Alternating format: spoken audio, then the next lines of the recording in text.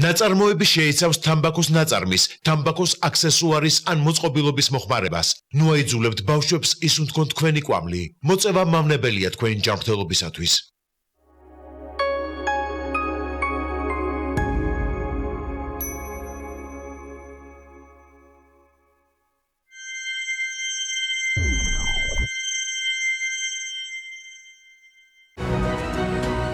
დირსი მასშტაბური საცხოვრებელი კომპლექსი თბილისში. წარმოგიდგენთ. გადაცემის სპონსორია ნოვა. 200-მდე დასახელების ქართული პროდუქტი. ნოვა 12 წელი თქვენს გვერდით.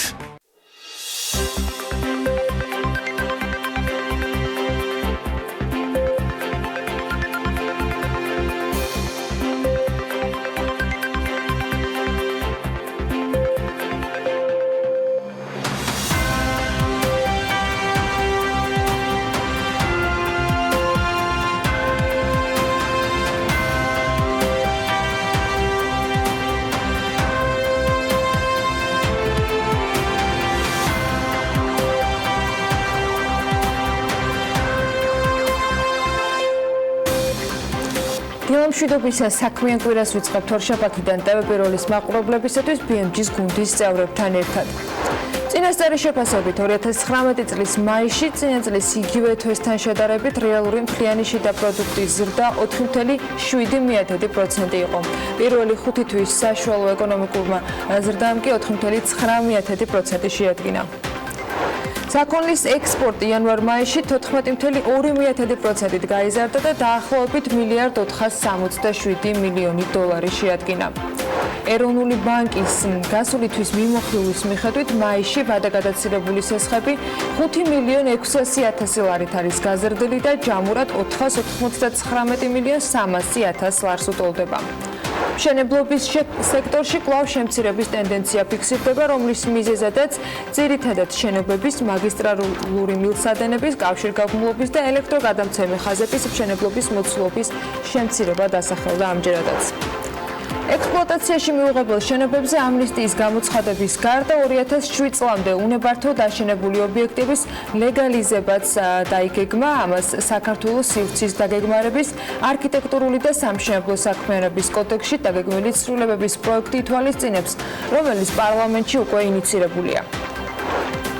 შინაგან საქმეთა სამინისტროს მონაცემებით 2019 წლის იანვარ-მაისში სახელმწიფო სტრუქტურებში ღვთამის აღების ფაქტები წინა წლის ამავე პერიოდთან შედარებით 56.52%-ით გაიზარდა. მაისში წინა წლის ამავე თვესთან შედარებით ტურისტული ვიზიტების რაოდენობა დაახლოებით 18%-ით არის გაზრდილი. ანაკლიესა და განმოხურში ტურისტული სეზონისათვის მზადება მიმდინარეობს, სარეაბილიტაციო სამუშაოებისათვის კი 6 მილიონ ლარამდეა გამოყოფილი. მთავრობა საბანკო სექტორთან ერთად მხარდაჭერის პლატფორმის შემუშავებას აანონსებს. ზაფხულის სანავიგაციო პერიოდში ლატვიური ავიაკომპანია Air Baltic top 3 მიმართულებას შორის თბილისსაც ასახელებს, როგორც გამოცემა Aviacase წერს, Air Baltic-ის ყველაზე მოთხოვნადი მიმართულებები ბარსელონა, თბილისი და მილანია. აზერბაიჯანული ლოუ-კოსტერი Bhuta Airways-ი კი ბათუმის მიმართულებით სიხშირეებს ზრდის.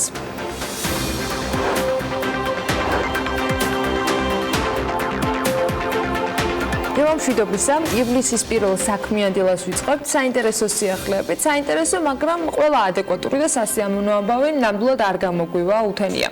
მიზეზების ძებნას ძალიან ბევრი შეიძლება, მაგრამ ალბათ დრო არის, რომ შედეგებზე მსჯელობა ავირჩიოთ. თორემ დაემსგავსება ეს დილის საუბარი ისეთ ნარატივს სახელმწიფო კანცელარიაში, რომ ვისმენდით მაგალითად პარასკევს და იმავე დღიდან მოყოლებული განცხადებებს ვკითხულობდით ასოციაციის სახელით 8 წლოვანი კულტურისა და ისტორიის ღვინის მწარმოებელთა ნაწილის ხელმოწერაც რომ ამშვენებდა. მოდით დავიწყოთ თავიდან, არა მთლად 20 ივნისის დილის ქრონოლოგიას არ მიუბრუნდებით. ამ ქრონოლოგიაში მხოლოდ ქრონოლოგიის გამნახვალებზე უნდა გითხრათ ცოტა. ასეთი კი კი პარასკევს მაგალითად იყო ფინანსთა მინისტრი. ვანა მაჭავარიანმა თქვა, რომ ვიღაცა სავარძელში ჩაჯდება თუ ხეზიავა, ამის გამო გადავწყვეტ ეს ქვეყანა, მე რამდენად მეორდება, ეს ხომ გავლილი გვაქვს და 1990-იან წლებში მოხდა.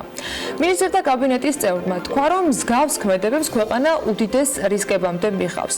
მე რამდენიც ნაწილზე სხვათა შორის პრემიერმაც ახსენა იგივე და რაღაცა თუ უნდა არეოდათ 9 აპრილის რანგში უახლესი დამოუკიდებლობის ისტორიიდან კიდევ ერთი მოვლენის გაყვანა.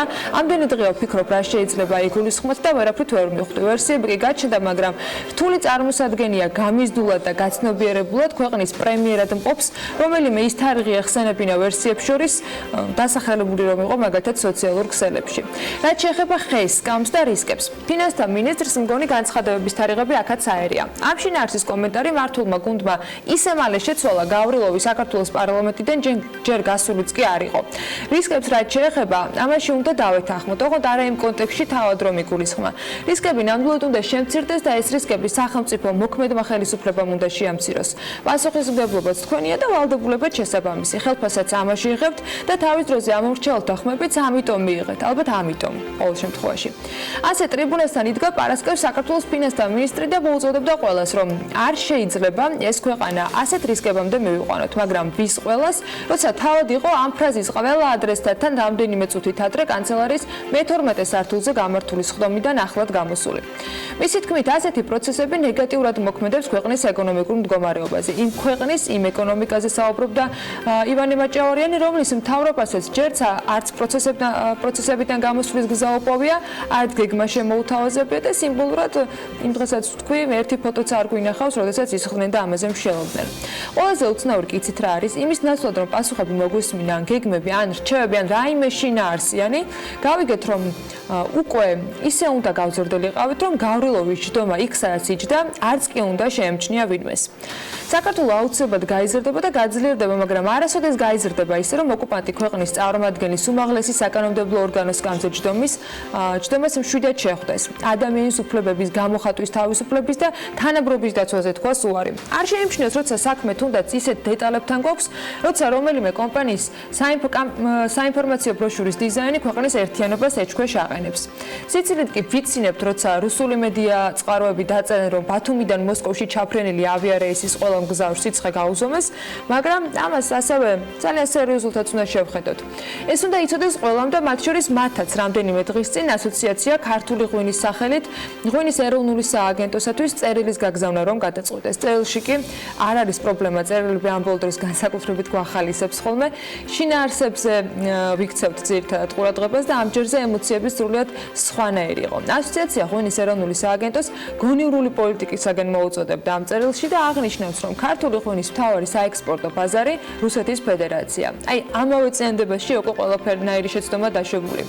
ის რომ ღვინის წარმოებას და ექსპორტს საკუთარი უმნიშვნელოვანესი წვლილი აქვს ქვეყნის ეკონომიკის განვითარებაში, არავისთვის არ არის სიახლე. ბოლო წლებში მევენახეობა მეღვინეობას დარგის მიმართულებით სახელმწიფო პოლიტიკამ ის შედეგი მოგცა, რომ გაშენდა ახალი ვენახები, ფუნქციონირებს ასობით ღვინის საწარმო, მათ შორის ბევრი ახალი. ჩვენ ღვინო გვაქვს ისეთ ბაზრებზე, სადაც რამდენიმე წლის წინ არათუ ექსპორტის შესაძლებლობა იყო წარმოუდგენელი, არამედ საერთოდ არ იცნობდნენ ქართულ ღვინოს. ქართულ მეღვინეობა მევენახეობის დარგში სხვადასხვა რგოლით 1000 ადამიანია ჩართული. ტრადიციული დარგი აქტიურად ვითარდება, ქართული ღვინო კი სულ უფრო მეტად ცნობადი და მოთხოვნადი ხდება. მიუხედავად იმისა, რომ საექსპორტო ბაზრების დივერსიფიკაციის მიმართულებით სახელმწიფოს მიერ აქტიურად მიმდინარეობს მუშაობა, რუსეთი კვლავ რჩება ქართული ღვინის ყველაზე მსხვილ საექსპორტო ბაზრად ნათქვამიერის განცხადებაში. და მთავარი ორგანიზაციაში მიიჩნევთ, რომ ქვეყანაში არსებული გარკვეული პოლიტიკური ძალების ინტერესს არ უნდა შეეწიროს ქვეყნის ეკონომიკა. აი აქ უფრო მეტი კონკრეტიკა იქნებოდა ალბათ საჭირო იმისათვის, რომ უფრო ცხადად დაგვენახა მიზნები ამ განცხადებისა. მიზანშეწონილად მიგვაჩნია გაგიზიაროთ საკუთარი მოსაზრება და ღიად დავაფიქსიროთ, რომ მნიშვნელოვანია სახელმწიფომ აწარმოოს გონივრული პოლიტიკა, შეძლოს თავიდან აიცლოს ეკონომიკური სანქციები რუსეთის ფედერაციის მხრიდან, რაც ქვეყანას მნიშვნელოვან ეკონომიკურ ზარალს აარიდებს. ქვეყანაში არსებული გარკვეული პოლიტიკური ძალების ინტერესს არ უნდა შეეწიროს ქვეყნის ეკონომიკა, ესეც იმ განცხადებაშია ნათქვამი, რომელსაც ქართული ასოციაცია ქართული ღვინის წერილის მიხედვით სააგენტოსთან არის გადაგზავნილი. ანუ რაკენი თუ რას გვეუბნებიან, რუსეთთან გონივრული პოლიტიკა აწარმოეთო. კარგით ასე იყოს, მაგრამ რომელ გონივრულ პოლიტიკაზეა საუბარი, მეორე მხარეს როცა რუსეთია, ესეც რომ დაეწერათ, კარგი იქნებოდა. აი მაგალითად, რა უნდა იყოს ამ პოლიტიკის წარმოების შემდეგი ეტაპი? აბაშიძე კარასინის ფორმატში დითი რამბები თუ რამე კიდევ უფრო შორს წასული გეგმით შეგვიძლია რუსული კეთილგონიერების იმედად ყოფნა. აი ეს შინაარსი კი ვერასოდეს იქნება ზრდისკენ გზის მანიშნებელი. ეს მხოლოდ უკან, ტყლაპოში გზაა და იქით რო აღარ ვაპირებთ, ალბათ მიხვდებოდა ბევრი. და ვინც ვერ მიხვდა, მსგავსი წერილები შეუძლია ბევრჯერ გადაიკითხოს. წინ ძალიან მნიშვნელოვანი გამოწვევებია და მათაც აუცილებლად გადაახავს ეს ქვეყანა ისეთი მეგობრებით და პარტნიორებით, სიტყვაც რომ არ ეშლებათ და მათი სიტყვაც რომ საქმედ მალევე იქცა. მივესალმებით ზაფხულის პირველ სტუმრებს, ეს ბრიტანეთის ელჩის ჯასტინ მაკენზი სმითის საქართველოში ჩამოსული მეგობრების აეროპორტში დახვედრისას გაკეთებული ტვიტია. რუსეთის პრეზიდენტის ვლადიმერ პუტინის მიერ რუსული ტურისტული ემბარგოს დაწესების შემდეგ ელჩი საქართველოს მხარდაჭერას განცხადებებით არაერთხელ გამოეხმაურა, შეუერთდა კამპანიას გაატარა შენი დასვენების დღეები საქართველოში და დიპლომატმა საქართველოს რამდენიმე პოსტიც მიუძღვნა ტვიტერზე. ეს ბოლო იყო, როდესაც მეგობრებს დახვდა აეროპორტში თავად. რუსეთის მხრიდან საქართველოსთვის ტურისტული ემბარგოს დაწესებას ქართული საზოგადოება გაერთიანებული ძალებით პასუხობს. შეიქმნა კამპანია #Spend Your Summer in Georgia, რომელიც ქართველებს მოუწოდებს, რომ საზღვარგარეთ დასვენების ნაცვლად საშვებულებო დღეები გაატარონ სამშობლოში. ამავე სახელწოდებით შეიქმნა Facebook ჯგუფიც, რომელსაც ერთ კვირაზე ნაკლებ დროში 200,000 ადამიანი შეუერთდა. როგორია ის ინიციატივები, რომლებიც ქართული ტურიზმის მხარდასაჭერად გამოხატეს, როგორც კომპანიებმა, ასევე რიგითმა მოქალაქეებმა და რას თავაზობენ ტურისტებს, მარიამ ადამიანს გადახედა სოციალურ ქსელებს და არა მხოლოდ. და აღნიშნულ ინიციატივებს მოუყარა თავის საქმიანობის მაყურებლებისათვის მარიამ დილამშვიდობისა. როგორი არის თითქმის ერთ კვირანახევრის შემდეგ კამპანია, რომელიც სრულად სპონტანურად დაიწყო. ანა, კამპანია Spend Your Summer in Georgia აქტიურად ეხმიანება საერთაშორისო ბაზარს და უცხოელებს პუტინის ყველაზე საძულელ ქვეყანაში ქართული სტუმართმეყვარეობის გასაზიარებლად იწვევს. კამპანიის ფარგლებში დაიწერა არაერთი სტატია საერთაშორისო მედია პლატფორმაზე, მეგობარი ქვეყნები კი ოფიციალურად მოუწოდებენ თავიანთ მოქალაქეებს ეწვიონ საქართველოს, ხოლო ადგილობრივად კამპანიაში ათასობით და 10,000-ობით ადამიანია ჩართული. მათი აქტივობა და რიცხვი ყოველდღიურად იმატებს. ინტერნეტ სივრცეში არ წყდება გამომხნევებელი განცხადებები, სადაც ცალკეული ადამიანები თუ კომპანიების სურვილს გამოთქვამენ ქართული ტურიზმის განვითარებაში შეიტანონ წვლილი. უამრავმა ადამიანმა გამოთქვა სურვილი უფასოდ უმასპინძლოს ტურისტებს რეგიონში საკუთარ სახლში, ზოგიერთმა კი უფასო იურიდიული მომსახურება შესთავაზა მსურველებს. უფრო კონკრეტულად რომ ჩავშალოთ, მაშინ რომელი კომპანიები იჩენენ ძირითადად ინიციატივებს დაეხმარონ ტურიზმის პოპულარიზაციაში მსოფლიოს მასშტაბით და ადგილობრივებს განვითარებაში, ვინ არის განსაკუთრებით გამორჩეული შენთვის? ანა, კონკრეტულად მაგალითებზე თუ ვისაუბრებთ, პირველი დავიწყოთ ჩვენივე ინიციატივით, ანუ Forbes Georgia სურს საკუთარ ციფრულ პლატფორმაზე უფასო სარეკლამო სივრცის შეთავაზებით საქართველოს ტურიზმის სექტორის მოთამაშეებს გაუფართოვოს შესაძლებლობა, რაც შეიძლება მეტ ტურისტს მისწვდეს და მათი ამით რუსული დარტყმა ქართულ ეკონომიკაზე შეარბილოს, რაც შეეხება დანარჩენებს. ეწვიეს საქართველოს და ვახშამი ჩემზე იყოს. ასე აპატიჟება კონკრეტული სააგენტო Livingstone-ის დირექტორი ფოლკერ ვრაგე სტუმრებს საქართველოში და საკუთარ ბლოგზე წერს, რომ ეს ზაფხული იდეალურია საქართველოს სანახავად. დაიკავეთ რუსი ტურისტების ადგილი, რომელთაც წელს აქ ჩამოსვლა აუკრძალეს. გეპატიჟებით ყველა მეგობარს, უკლებელი ყველა მეგობარს, რომელიც ამ ზაფხულს თბილისში ჩამოვიდა Livingstone-ში მეწვევა, ვახშმით გავუმასპინძლდები გამონაკლისების გარეშე. არავით არის სწრაფი კვება, მხოლოდ ნამდვილი ქართული გპირდებით. წერს Livingstone-ის დირექტორი. სააგენტო ელიოტმა კი ვიდეო სადღეგრძელოების ჩელენჯი დაიწყო. ალავერდი ქართული სუფრისა და სადღეგრძელოების განუყოფელი სახალისო ნაწილია, რომელიც გავს ჩელენჯს, რომ გააგრძელო განავრცო წინამთქმელის იდეა და ამ ტრადიციის დაცვით Facebook მომხმარებლებმა უნდა ჩაწერონ ვიდეო სადღეგრძელო საქართველოზე დაპატიჟონ და უმასპინძლონ უცხოელ მეგობრებს და ალავერდით გამოწვევა გაუგზავნონ სხვებს. ხოლო სააგენტო Betterfly DDB გამოდის ინიციატივით საქართველოსთან სამუშაოდ მოვიზიდოთ უცხოელები, რომლებიც მოგზაურობენ და დისტანციურად მუშაობენ. ამისათვის სააგენტოებს ოფისში არსებული თავისუფალი სივრცეების ასეთი ადამიანებისათვის უფასოდ დათმობას ურჩევს. კამპანია კი გავრცელდა #WorkFromGeorgia. ქართული ტურიზმის მხარდასაჭერად ინიციატივით გამოდიან უნივერსიტეტებიც. უფრო ვრცლად გითხარ ახლა ამ თემაზე, რაზე არის საუბარი და რას თავაზობენ ისინი ტურისტებს. საფულს შეცდასუნება კიდე რა შუაში უნივერსიტეტი. პირველ რიგში მინდა აღვნიშნო, რომ კამპანია, რომელზეც ჩვენ ახლა ვსაუბრობთ, Spend Your Summer in Georgia, TESO-ს სტუდენტის მარი ჯობავას დაწერილი Facebook პოსტით დაიწყო და 5 დღეში უკვე 200,000-მდე მეტი მხარდამჭერი ჰყავს მსოფლიოს სხვადასხვა ქვეყნიდან. ტურისტების დიდ ნაწილს სწორედ აღნიშნულმა კამპანიამ გადააწყვეტინა საქართველოში ზაფხულის გატარება. ინიციატივას ყველაზე დიდი გამოხმაურება გერმანიიდან, ამერიკის შეერთებული შტატებიდან და უკრაინიდან მოჰყვება. მოგვიანებით კი კამპანია შეუერთდა ქართულ-ამერიკული უნივერსიტეტი. მისი ინიციატივით ტურიზმის სფეროში მოღვაწე კომპანიებისათვის ივლისის განმავლობაში უფასო ტრენინგები და ვორქშოპები მოეწყობა, რაშიც უნივერსიტეტს ორი მეგობარი ორგანიზაცია, ჯეოლაბი და პარტნიორები საქართველოს შეუერთდებიან. ცოდნის გაზიარება მოხდება რამდენიმე ძირითადი თემატიკის გარშემო, რომლებიც შექმნილ ვითარებაში ყველაზე სასარგებლო შეიძლება აღმოჩნდეს, ესენია სტრატეგია და კრიზისების მართვა, სერვისი, სოციალური მედია, მენეჯმენტი, გრაფიკული დიზაინი, ვებგვერდის შექმნა და ინგლისურის საბაზისო ტერმინოლოგია. რაც შეეხება ჯიპას, ის უფასო მასტერკლასებს აცხადებს სახელწოდებით +20% შენს ცოდნას. და კომი დააღნიშნოთ, რომ ამ ინიციატივების რაოდენობა მუდმივად მზარდია და მათ შორის არიან როგორც ისეთ რიგითი მოქალაქეები, ასევე კომპანიები, რომლებიც ტრენინგებს, გადამზადების კურსებსა თუ უბრალოდ საქართველოში დასვენებისათვის ხელს უწყობენ ქვეყანას დანაკარგების შემცირებაში, რომელიც რუსული ტურისტული ემბარგოს შემდეგ ქვეყანას ემუქრება. გეთახმებიან და სწორედ მათ რიცხვში არის და ამ კომპანიების რიცხვში არის Mother Care-ის franchise კომპანია, რომელიც ყველა თანამშრომელი მომდევნო კვირას დასასვენებლად რამდენიმე დღით მარტვილში გაემგზავრება. ანალოგიური სტრატეგია არჩია ნიკორამაც და ქვეყნის მასშტაბით გასვლით ტურებს გეკმავს.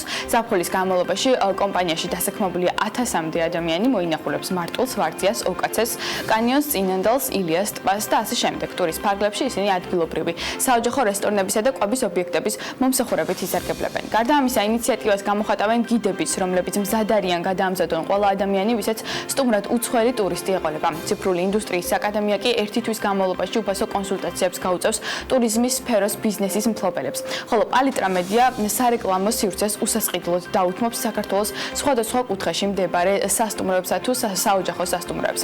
უფასო ტრენინგებს ატარებს ალექსანდრე ჯეჯელავაც, რომელიც მას პინძლებს შეცვლილ გარემოში სწრაფად ორიენტაციაში დაეხმარებათ. პარალელურად ორგანიზაციამ შექმნა ონლაინ პლატფორმა Share Georgia, სადაც თავი მოუყარა საქართველოს შესახებ დაწერილ სტატიებს, რომლებიც ცნობილ საერთაშორისო გამოცემაში დაიბეჭდება. ინიციატივით გამოდის ენების ლაბორატორია Language Lab და ინგლისურს უფასოდ შეასწავლის მათ, ვისაც აქვს საოჯახო სასტუმრო, აქირავებს ბინას ან აწარმოებს ქართულ პროდუქტს. ცხადია, ეს არ არის სრული ჩამონათვალი და ინიციატივების რაოდენობა ყოველდღიურად იზრდება, ხოლო ამ კომპანიებისა თუ ადამიანების მიზანი ერთი და უცვლელია, გავაგებინოთ მსოფლიოს, რომ კავკასიაში არსებობს პატარა ქვეყანა უძველესი ისტორიითა და დიდი ტურისტული პოტენციალით.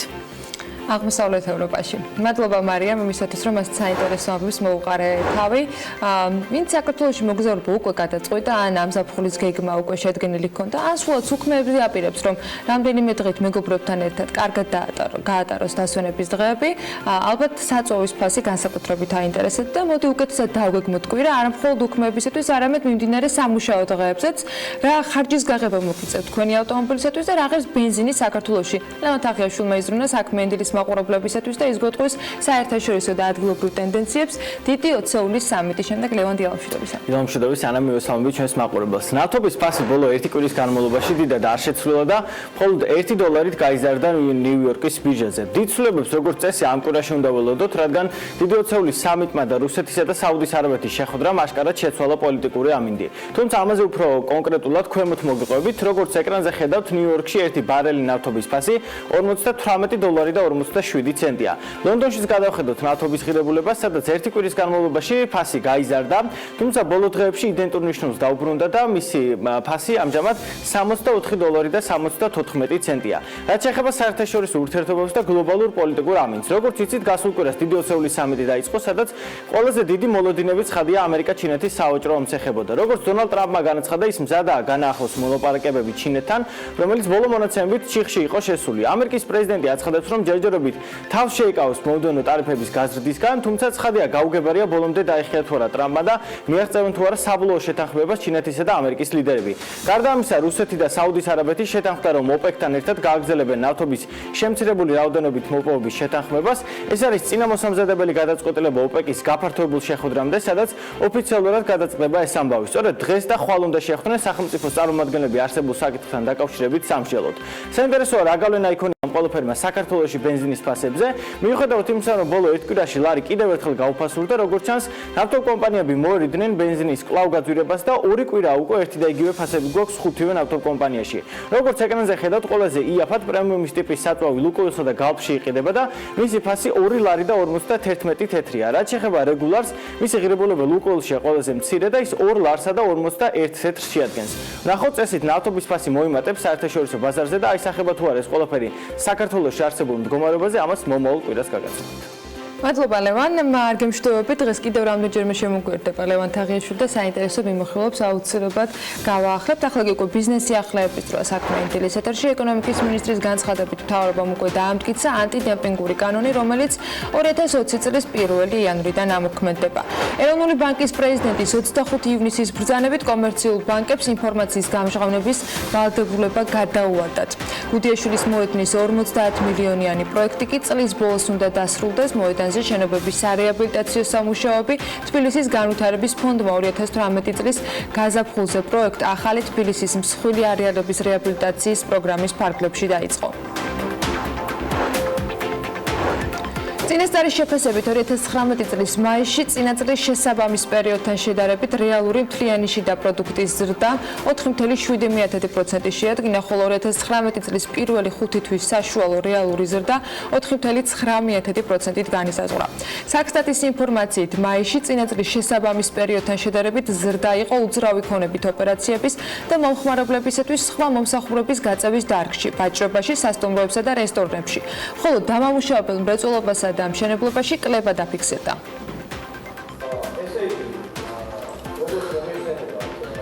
რამ განაპირობა ზრდა? საქონლის ექსპორტი 2019 წლის იანვარ-მაისში გაიზარდა 14.2%-ით და დაახლოებით 1 მილიარდ 467 მილიონი დოლარის ტოლი გახდა. როგორც გოგიტა თოდრაძემ პარასკევს ბრიფინგზე აღნიშნა, იმპორტის მაჩვენებელი შემცირებული არის 3.6%-ით და 3.5 მილიარდ დოლარს შეადგენს. რაც შეეხება ზრდის და კლების მიზეზებს სექტორების მიხედვით, თოდრაძემ თქვა, რომ უძრავი ქონებით ოპერაციებით და მომხმარებლებისათვის სხვადასხვა სახის მომსახურების გაწევის სექტორში ზრდა განაპირობა ისეთი სახის მომსახურებით დაკავებული საწარმოების ბრუნვის მოცულობის მატებამ, როგორიც არის ბუღალტრული აღრიცხვა და აუდიტი, რეკლამა, კომპიუტერებთან დაკავშირებული საქმიანობა, საინჟინრო მომსახურება, მთარგმნელობითი საქმიანობა და ასე შემდეგ. ისივე თქმით, 2019 წლის მაისში დაახლოებით 75%-ით გაიზარდა მსუბუქი ავტომობილებით რეექსპორტი და მისი მოცულობა თითქმის 60 მილიონ დოლარს გაუტოლდა.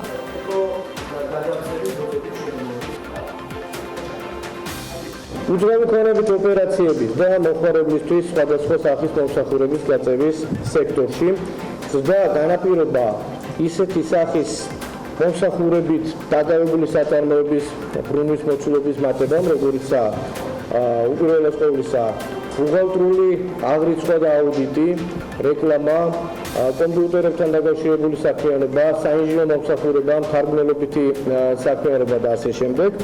ელექტროენერგიის, აირისა და წყლის წარმოებისა და განაწილების სექტორში ზრდის გამოწვევ მიზეზად გვევლინება ჰიდროელექტროსადგურების მიერ წარმოების მოცულობის გაზრდა დაახლოებით 6.6%-ით გაიზარდა ელექტროენერგიის წარმოება. მაისში აღსანიშნავია, რომ წინა წლის შესაბამის პერიოდთან შედარებით დაახლოებით 75%-ით გაიზარდა მსუბუქი ავტომობილების რეექსპორტი და მისი მოცულობა თითქმის 60 მილიონ დოლარს გაუტოლდა. მშენებლობის სექტორში კვლავ შემცირების ტენდენცია ფიქსირდება, რომლის მიზეზს ძირითადად წარმოადგენს შენობების მაგისტრალური მილსადენების, კავშირგაბმულობის და ელექტროგადამცემი ხაზების მშენებლობის მოცულობის კრება. მშენებლობის დარგში განვითარებული ტენდენციის შესაბამისად კლება იყო სამთო მოპოვებითი მრეწველობის სექტორშიც. ასევე შემცირების ტენდენცია შეინიშნებოდა დამამუშავებელ სექტორში, რაც ძირითადად განპირობებულია ფეროშენადნობების, ასევე მინერალური აზოტოვანი სასუქების და თამბაქოს ნაწარმის წარმოების შემცირებით. რაც შეეხება კომუნალურ პერსონალური, სოციალური და პერსონალური მომსახურების გაწევის დარგში განვითარებულ მოვლენებს შემცირების თვალსაზრისით ეს ძირითადად განპირობებული და დაკავშირებული არის აზარტულ და ფულზე თამაშებთან დაკავშირებული კომპანიების გამოშვების მოცულობის კლებით.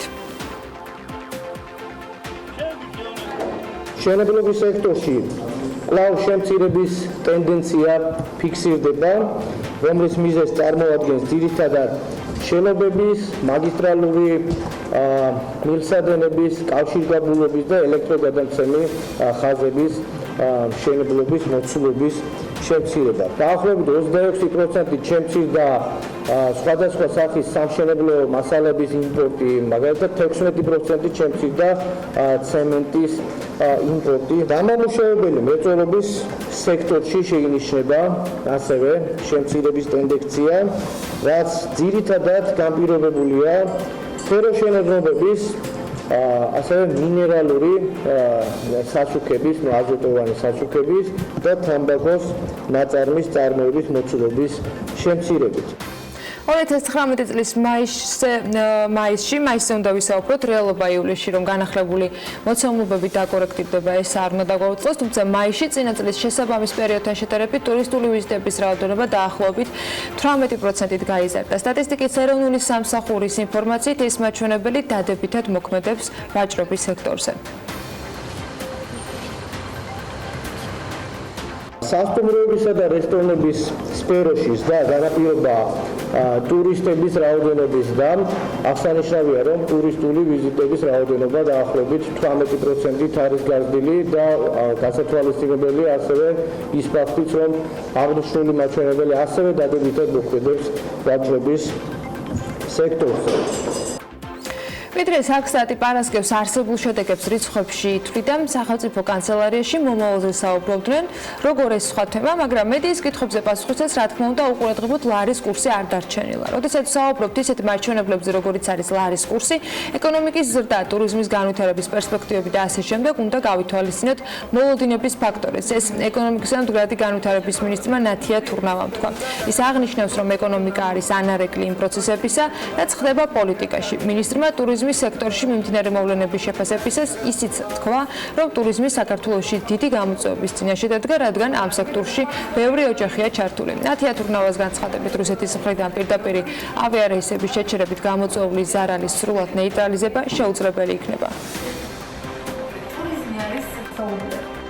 ამ ბოლო მოვლენების გათვალისწინებით არ ვართ გარკვეულებული, რომ ივნისის და ივლისის მაჩვენებლები ეკონომიკის ზრდის იგივე იქნება. თუმცა აქამდე ზრდა ძალიან მაღალი, ანუ რაიმე მაკროეკონომიკური პარამეტრი არ გვიჩვენებდა, რომ ლარი, ესე ვთქვათ, ზოგადიან პერსპექტივაში გაუფასებდა. მეორე ჯგუფი ფაქტორების ეს არის მოლოდინები. და ისტორიად მოლოდინებზე ძალიან დიდ ზემოქმედებას ახდენს მრავალი ფაქტორი, მათ შორის სტაბილურობა ან სტაბილურობის არარსებობა. აქედან გამომდინარე, თუნდაც ის, რომ ტურიზმს შეექმნა საკმაოდ დიდი საფრთხე და გამოწვევა და ტურიზმი არის ერთ-ერთი დიდი და მსხვილი წყარო ვალუტის შემოდინების ქვეყანაში, ამანაც თავის ასახვა ნეგატიური პოვა მოლოდინებზე. ჩვენ ვიმუშავებთ იმ მიმართულებით, რომ ეს განეიტრალდეს. აქედან გამომდინარე, არ ვფიქრობთ, რომ ლარს რაიმე ემუქრებოდეს გრძელვადიან პერსპექტივაში. გვაქვს მნიშვნელოვანი შეხვედრა საბანკო სექტორის წარმომადგენლებთან, რომ შევკრათ ისეთი პორტფელი, რათა შეუძლოთ მინიმალიზება ამ გამოწვევის, ეს თქვა მამუკა ბახტაძემ BMG-ის კითხვის საპასუხოდ. ამ დროისათვის მსგავსი შეხვედრის დრო და ფორმატი ჯერ ცნობილი არ არის. პრემიერი კი აღნიშნავს, რომ მიმდინარე მთავრობის ხდომაზე, რომელიც პარასკევს შედგა, უნდა წარდგენილი ყოფილიყო კერძო სექტორის შეთავაზებები, რომელზეც მინისტრთა კაბინეტი იმსჯელებდა. ეს შეთავაზებები კი ნათია თურნავამ კერძო სექტორთან შეხვედრების შემდეგში აგროვა. პარალელურად ჩვენ გვაქვს უკვე და უახლოეს დღეებში კიდევ იქნება რამდენიმე მნიშვნელოვანი შეხვედრა საბანკო სექტორის წარმომადგენლებთან, რომ საბოლოო ჯამში ჩვენ შევკრათ ისეთი პორტფელი ჩვენი ინიციატივების და მხარდაჭერის, რომ შევძლოთ მოვახდინოთ მინიმიზირება ამ ძალიან მნიშვნელოვანი გამოწვევის. მე კიდევ ერთხელ მსურს გავიმეორე, როდესაც საუბრობ ჩვენ ტურისტულ სექტორზე, ეს არის ერთ-ერთი ყველაზე სწრაფად მზარდი სექტორი საქართველოში და რაც ჩემთვის განსაკუთრებით მნიშვნელოვანია, ის არის ინკლუზიური, მასში ძალიან ბევრი ადამიანი არის დასაქმებული აქედან გამომდინარე კიდევ უფრო ძაფრი ვარ მე შეფასებაში, რომ საოცრად უპასუხისმგებლო განცხადებები მოვისმინე მე უპასუხისმგებლო პოლიტიკოსებისგან, ხო? გულზე მჯერით ცემით ეკონომიკა არ შენდება. ეკონომიკა შენდება შენი მოქალაქეების და შენი კომპანიების ეკონომიკური ინტერესების დაცვით. ინვესტიციებს და ბიზნეს სტაბილური გარემო სჭირდება, ეს ვიცე-პრემიერმა მაია ცქიტიშვილმა მთავრობის ხდომის დასრულების შემდეგ თქვა და აღნიშნა, რომ ინფრასტრუქტურულ პროექტებთან დაკავშირებით ყველა უწყება უწყვეტ რეჟიმში იმუშაობს. ინფრასტრუქტურული პროექტების განხორციელება პირდაპირ საინვესტიციო გარემოსთან არ არის დაკავშირებული, თავდამთელ არა, ამიტომ ჩვენ სამინისტრო იმ ინფრასტრუქტურულ პროექტებს ახორციელებს, რომელიც უნდა გაგვეხორციელებინა, დადგენილი ბიუჯეტის შესაბამისად და ჩვენ სამწუხაროდ ამ ბიუჯეტს ვერ გავცდებით, ხო, მაგრამ რაც შეეხება ინვესტიციებს და ბიზნესს სჭირდება სწორედ მშვიდობიანი გარემო, სტაბილური გარემო და ამ შემთხვევაში მე იმედი მაქვს, რომ თქვენს როგორც მედიის წარმომადგენლები შეუწყოთ ხელს ჩვენს ქვეყანას პირველ რიგში იმისთვის, რომ პროცესები დაუბრუნდეს კონსტიტუციურ ჩარჩოს.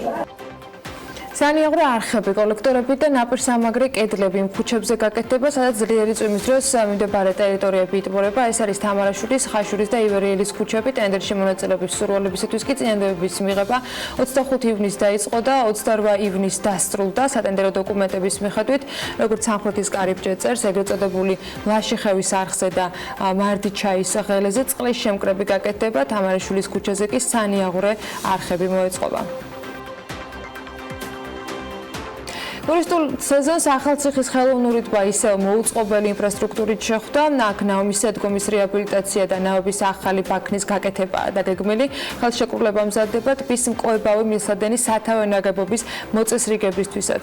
მაისიდან ახალციხის ტბაზე განტვირთვისათვის და ვარჯიშის მსურველთა რაოდენობა იმატა, მათი უმრავლესობა კი აქ საღამოს მოდის. გასართობად მოჰყავთ პატარების. ტბის ტერიტორიაზე დასვენების მსურველთა ნაწილი აღნიშნავს, რომ ტერიტორია კეთილმოწყობილი არ არის. გარდა ამისა, აქ ხალხთან ერთად თავს იყრიან მიუსაფარი ძაღლებიც, ადგილობრივები კი მიიჩნევთ, რომ ხელოვნურ ტბასთან სხვადასხვა გასართობის და დასასვენებელი ადგილის მოწყობაა შესაძლებელი. ახალციხელი დავით ბახტაძე ასევე სამხრეთის კარიბჭესთან ამბობს, რომ ტბაზე ძირითადად საღამოს მეგობრებთან ერთად იკრიბებიან და ბევრი ინფრასტრუქტურული პრობლემა ხვდებათ, რომელიც აუცილებლად მოსაგვარებელია. Tegeta Motorsi საქართველოში Volvo Cars-ის ავტორიზებული დილერი გახდა და ამ ამბის აღსანიშნად ბრენდის პირველი pop-up showroom-ის ოფიციალური პრეზენტაცია შედგა. ყველა ავტომობილის საჭესთან მოკალათება ჯერ ვერ მოასწრო, მაგრამ რამდენიმე არჩევანს სიამოვნებით შეაჩერებდა, ვინ თუ არა სალომე ჭიპაშვილი არის ერთ-ერთი პირველი, რომელმაც პრეზენტაციის დაწყებამდე ჩვენთვის ძალიან საინტერესო ინფორმაციები შეაგროვა. არც პრეზენტაცია გამორჩენია და ვერც საქმიან დილის მაყურებელს დავტოვებით უყურადღებოდ. Pop-up showroom-ის პირველი ეფექტით მომზადებული სიუჟეტი უნდა ვნახოთ. ჩვენ გვაქვს პატივი წარმოგიდგინოთ პირველი Volvo Cars-ის შოურუმი საქართველოში. მოგეხსენებათ, ამ ავტომობილზე მოთხოვნა გლობალურად საკმაოდ მაღალია. ამიტომ ჩვენთვის ძალიან მნიშვნელოვანია საქართველოში ისეთ პარტნიორთან თანამშრომლობა, როგორიც Tegeta Motorsi-ია. Tegeta საავტომობილო ბაზარზე ლიდერი კომპანიაა, რომელიც მაღალი დონის მომსახურებას უზრუნველყოფს. ასევე მჯერა, რომ საქართველოში ავტომოყვარულები იამაყებენ Volvo-s ფლობით, იმ ბრენდის ფლობით, რომელიც ავტოინდუსტრიის ლიდერია და არა მიმდევარი.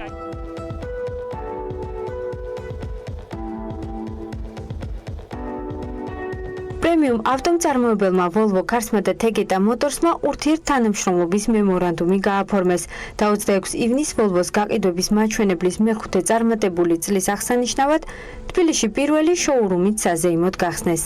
ნებისმიერ მსურველს Volvo-s მოდელების სრული დიაპაზონი შეუძლია დაათვალიეროს მშვიდ სასიამოვნო და სკანდინავიურ ატმოსფეროში, სადაც ავტომობილების გარდა ის გამოცდილება და გარემოც დახვდება, რომელიც ამ ბრენდის ფლობას ახასიათებს.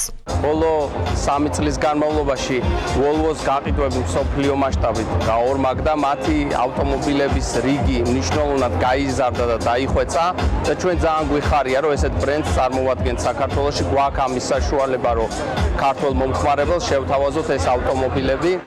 Volvo-s ყველა აქტივობას და გამოგონებას აერთიანებს ერთი მიზანი. შემცირდეს გარემოზე უარყოფითი ზეგავლენა, გაიზარდოს უსაფრთხოდ მგზავრობა და ბრენდის სოციალური გავლენა. რაც ნიშნავს 2020 წლიდან Volvo-ს ყველა ავტომობილი იქნება ელექტროფიცირებული. ეს კი კომპანიის ერთ-ერთ ამბიციურ გეგმას წარმოადგენს. Volvo-s ავტომობილებში ყველგან იქნება mild ჰიბრიდი სისტემა, ან ჰიბრიდი სისტემა, ან plug-in ჰიბრიდი სისტემა, ან სრულიად ელექტროავტომობილები იქნება Volvo-s სამოდელო რიგში. Შემიძლია ვთქვა, რომ Volvo დღეს რეალურად არის ყველაზე წინ გადადგმული ნაბიჯი ავტოინდუსტრიაში.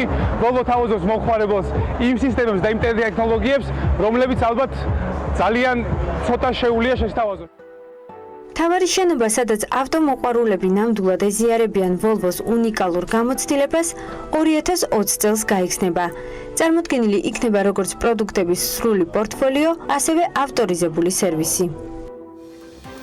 ახლა კვლავ ლევან თაღიაშვილი უნდა შემოგვიერთდეს ამჯერად საქართველოს და ლონდონის საფონდო ბირჟების მიმოხილვით და ის გვეტყვის რა გარიგებები დაიდო ბოლო ერთი კვირის განმავლობაში თუ იყო საერთოდ რამე ლევან კიდევ ერთხელ მოგესალმებით. მშვიდობის. საქართველოს საფონდო ბირჟაზე ეგრეთ წოდებული ფიქსინგის დროს სააქციო საზოგადოება მისო კრისტალის 26 ობლიგაცია გასხვისდა, თუმცა თითოეულის ღირებულება 100.000 ლარს ცდებოდა და შესაბამისად გარიგების ღირებულებამ 2.614.000 ლარი შეადგინა, რაც ნამდვილად კარგი რიცხვებია ჩვენი ბირჟისთვის. რაც ეხება დოლარში განხორციელებულ გარიგებებს, ამჯერად დიდი რიცხვები და სამწუხაროდ ნამდვილად ვერ ვისაუბრებთ. მხოლოდ ერთი ობლიგაცია გასხვისდა $988 და შესაბამისად ეს იყო ჯამური გარიგების ღირებულებაც. ბირჟის ოფიციალური ვებგვერდის ინფორმაციით სხვა სიახლეები არ გვაქვს, ასე რომ გადავიდეთ ლონდონის საფონდო ბირჟაზე, სადაც 4 ქართული კომპანიაა დალისტული. Galten Dagardis მონაცემებით საქართველოს ბანკის 297.000 აქციაზე მეტი გასხვისდა 4.5 მილიონ ფუნტად. ჯორჯია კაპიტალის ყველაზე მეტი 321.000 ფასიანი ქაღალდი გაიყიდა 3.5 მილიონად. საქართველოს ჯანმრთელობის ჯგუფის 34.000 აქცია გაიყიდა 82.000 ფუნტად, TBC ბანკის კი 229.000 აქცია 3.8 მილიონ ფუნტად. რაც შეეხება კომპანიების საბაზრო კაპიტალიზაციას, 4 მათგანის ღირებულებამ ერთი კვირის განმავლობაში კლება განიცადა. საქართველოს ბანკის ღირებულება 52 მილიონით შემცირდა და ამჟამად ის 726 მილიონ ფუნტადაა შეფასებული. ჯორჯია კაპიტალი 405 მილიონი ღირს, საქართველოს ჯანმრთელობის ჯგუფი 318 მილიონი, TBC ბანკის კლება კი თითქმის 60 მილიონი იყო და ამჟამად მისი ფასი ლონდონის საფონდო ბირჟაზე 871 მილიონია. დავბრუნდეთ საქართველოს საფონდო ბირჟაზე, რომლის ინდექსი JSX-იც მაისის შემდეგ არ შეცვლილა და ის 140 პუნქტისგან შედგება. და ბოლოს ბირჟის კაპიტალიზაცია კვლავ 1.941 მილიონი ლარია. სავარაუდოდ მომავალი მიმოხილვისთვის უკვე ახალი რიცხვები გვექნება, რომელსაც აუცილებლად გაგაცნობთ. ვნახოთ 3 თვის შემდეგ თუ შეიცვლება ეს მაჩვენებელიც. მადლობა ლევან, იმედი ვიქონიოთ რომ მცირე ცვლილებები მაინც გვექნება, თუმცა ასეთი არის რეალობა რაც არის. ახლა უკვე ამიტის პროგნოზის წარდგენის დრო არის. გარემოს ეროვნული სააგენტო კი გვატყობინებს რომ ამიტი განპირობებული იქნება შავი ზღვის ჩრდილო-დასავლეთიდან შემომავალი გრილი და სამხრეთიდან გავრცელებული შედარებით ცხელი ჰაერის მასების ურთიერთქმედებით. მოსალოდნელია დრო გამოშვებით ღრუბლიანობის მომატება. ზოგან იქნება ხანმოკლე წვიმა და ელჭექი, დრო გამოშვებით იქროლებს დასავლეთის მიმართულების ძლიერი ქარი და სოხუმში მაგალითად 23 გრადუსია ნავარაუდები. 22 გრადუს მიაღწევს ტემპერატურა ბათუმში, სადაც ხანმოკლე წვიმას ელჭექით ვარაუდობენ. 23 გრადუსი იქნება ქობულეთში და აქაც იწვიმებს. ქუთაისში 24 გრადუსამდე გათბება ჰაერი და დღის განმავლობაში უმეტესად უნალექოთ ჩაევლის დღე. ზუგდიდში 23 გრადუსი იქნება, ანაკლიაში 24 და ოზურგეთში 25 გრადუსი. ონში ხანმოკლე წვიმას ელოდებიან და მაქსიმუმ 18 გრადუსს მიაღწევს ტემპერატურა. გორსა და ცხინვალში ასევე უმეტესად უნალექო დღე იქნება და 22 გრადუსი დაფიქსირდება, მარნეულში 27 გრადუსამდე გათბება ჰაერი და რუსთავში 26 გრადუსია ნავარაუდები. ახალციხეში დღის მეორე ნახევრიდან ხანმოკლე წვიმა იქნება ელჭექით, მაქსიმუმ 20 გრადუსი დაფიქსირდება, ბორჯომში 19 გრადუსს მიაღწევს ტემპერატურა და ბაკურიანში 13 გრადუსია ნავარაუდები. ახალქალაქში დღის მეორე ნახევრიდან ხანმოკლე წვიმა ელჭექით მოსალოდნელი და 14 გრადუსი. სტეფანწმინდაში დღის მეორე ნახევრიდან ასევე იწვიმებს და აქაც 14 გრადუსი იქნება. თელავში 25 გრადუსს მიაღწევს ტემპერატურა და საღამოსკენ აქაც წვიმა ელჭექით ნავარაუდები. თბილისს რაც შეეხება დრო გამოშვებით ღრუბლიანობა მოიმატებს, უმეტესად უნალექოთ ჩაევლის დღე, იქროლებს ჩრდილო-დასავლეთის მიმართულების ძლიერი ქარი და მაქსიმალური ტემპერატურა დღის განმავლობაში 26 გრადუსი იქნება. აი ასეთი არის ზაფხულის მეორე თვის პირველი დღე, ანუ 1 ივლისი, დღეს მთელი საქართველოს მასშტაბით. ასეთი ამინდის ფონზე დღე აუცილებლად საქმიანია ივლისშიც და რა თქმა უნდა მთელი კვირის განმავლობაში. პირველ სტუმარს უნდა უმასპინძლოთ ამოშვება დღეს რეკლამის შემდეგ და რამდენიმე წუთში დაგებრუნდებით.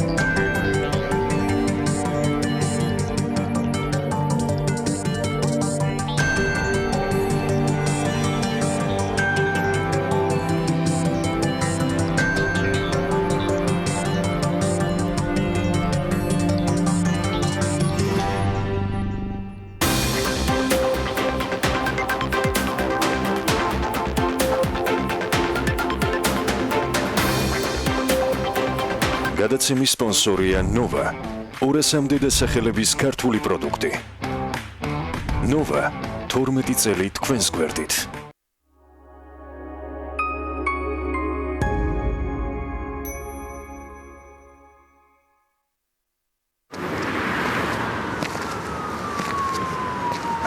ძალიან მაგარი თამაში. დროგი ძალიან შვება.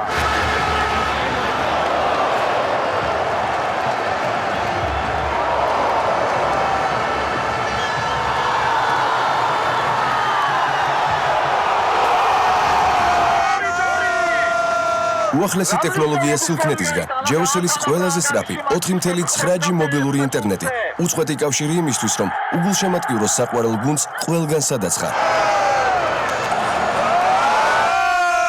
ყველაფერი, რაც გიყვარს და რაც შენია. ნამდვილი, ცოცხალი ხილის განუმეორებელი გემო და ნაყინი. ერთდროულად გემრიელი და სასარგებლო. ვიტამინებით მდიდარი ცოცხალი ხილისა და ნაყინის ჰარმონიული შერწყმა. ცოცხალი ხილის ნაყინის უკვე საყვარელი, უნიკალური, დაუვიწყარი და განსაკუთრებული გემოები, რომელსაც ახალი დაემატა ტყის განუმეორებელი კენკრა. ნაყინი ცოცხალი ხილით, მხოლოდ ბარამბოსგან. ოქროს ბრენდის მფლობელი კომპანია Old Stone გთავაზობთ მოსაპირკეთებელი მასალების დიდ არჩევანს. ბუნებრივი ქვატრავერტინის ნომერ პირველი იმპორტიორი საქართველოში. უზარმაზარი სასაწყობი ობიექტი ფერების დიდ არჩევანთან ერთად გთავაზობთ ნებისმიერი სისქისა და ზომის ფილებს საკუთარი კარიერებიდან თქვენს ობიექტამდე. იყიდე პირველისგან Old Stone, თქვენი პროექტის ოქროს პარტნიორი. ინტერნეტ ღამეები, ულიმიტო მობილური ინტერნეტი მაგთისგან. მთელი თვე 5 ლარად, ღამის 12 საათიდან დილის 8 საათამდე. იცხოვრე მაგთის ინტერნეტ სამყაროში, მთელი ზაფხული. აქცია Nova-ში მეტალოგრამიტის და პროფილირებული ფენილის სახურავი ხაოიანი ზედაპირით 9.90-დან, ლამინირებული იატაკი 12.90-დან, კერამიკული ფილა 9.90-დან, სამზარეულო სონგანი 18 ლარიდან, პოლიეთილენის 100 ლიტრიანი ავზი 69 ლარიდან. Nova იყიდე პირველისგან. გამართული მანქანა გყავს? ეკოისტი ხარ. ჩაერთე GPI ჰოლდინგის ლოიალობის პროგრამაში. გადმოწერე აპლიკაცია MyGPI და გამოიმუშავე ეკომონეტები ყოველდღიური ეკოქცევით. ჰიპერმარკეტების ქსელი მოდუსი, ყველა საერთაშორისო ბრენდი და შიდა წარმოების სამშენებლო, სარემონტო მასალები ერთ სივრცეში, სრული ასორტიმენტი ავეჯის, შპალერის, საღებავების, სველი წერტილების, ჭურჭლის და სხვა უამრავი პროდუქტის კატეგორიიდან. ჩვენ გაძლევთ ფასისა და ხარისხის გარანტიას. დაგვიკავშირდით 2060101 modus.com.g. გჭირდება სახურავი. გინდა იყო დაცული ნებისმიერ ამინდში. მონტერეი ლუქსის მეტალოკრამიტის სახურავები, უმაღლესი ხარისხი და საუკეთესო მომსახურება. ენდე ლიდერებს. გადახურე და დაივიწყე პრობლემები. მონტერეი ლუქსი, კაიროს ქუჩა 42. მონტერეი ახლა უკვე ქუთაისშიც.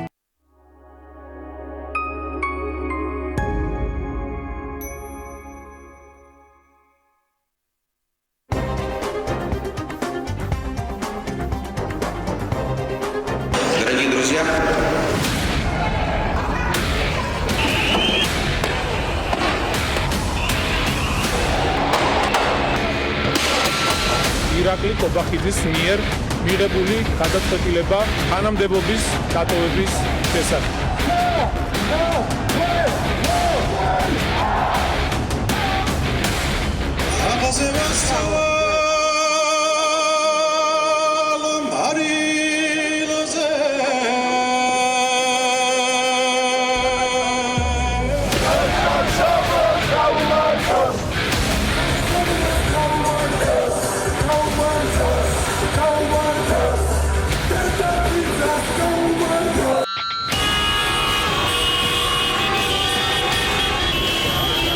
ჩატარდეს პროპორციული სისტემით.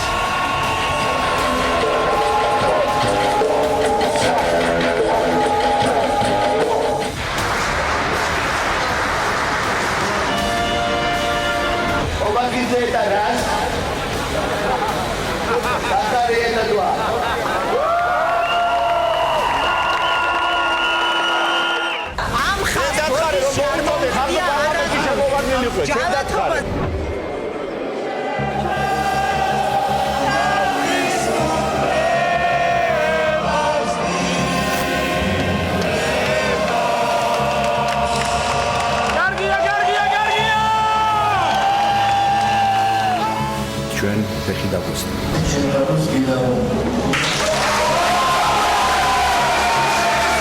მე მგონი ჯობია რომ გადავიდეთ. მე თუ გავხდი ხალხის თვალში სისხლიანი ჯალათი, ეს ნიშნავს იმას, რომ ესეც ჩემი ტვირთია.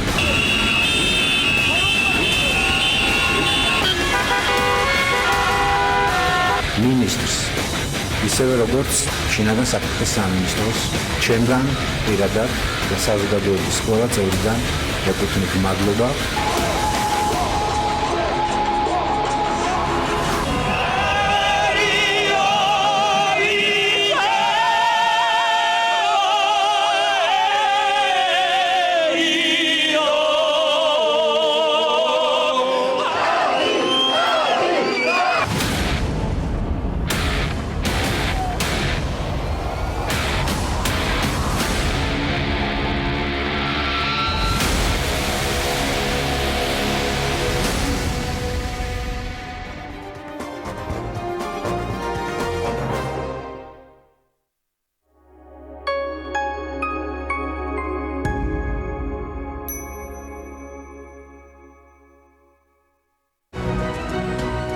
დირსი მასშტაბური საცხოვრებელი კომპლექსი თბილისში. წარმოგიდგენთ. გადაცემის სპონსორია ნოვა. 200-მდე დასახელების ქართული პროდუქტი. ნოვა 12 წელი თქვენს გვერდით.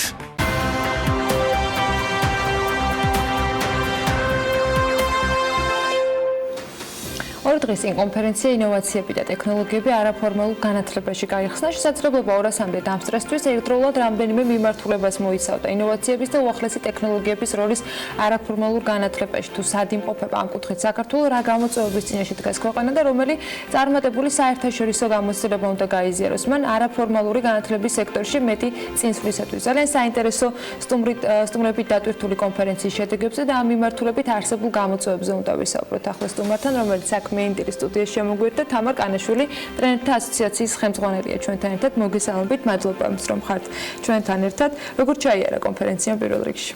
მოგესალმებით, მე მესალმები ძვირფას ტელემაყურებლებს. გქონდა პატივი ტრენერთა ასოციაციის სახელით რომ გავუკეთებინა კონფერენცია, რომელიც აღმოსავლეთ ევროპაში შეგვიძლია ვთქვათ, რომ პირველად ჩატარდა ინოვაციები და ტექნოლოგიები არაფორმალურ განათლებაში. ყოდა ძალიან საინტერესო გამოსვლელები და მათთვის, ვისაც სურს რომ დანერგოს ინოვაციების სწავლებაში, ასე ვთქვათ, საინტერესო პლატფორმა იყო.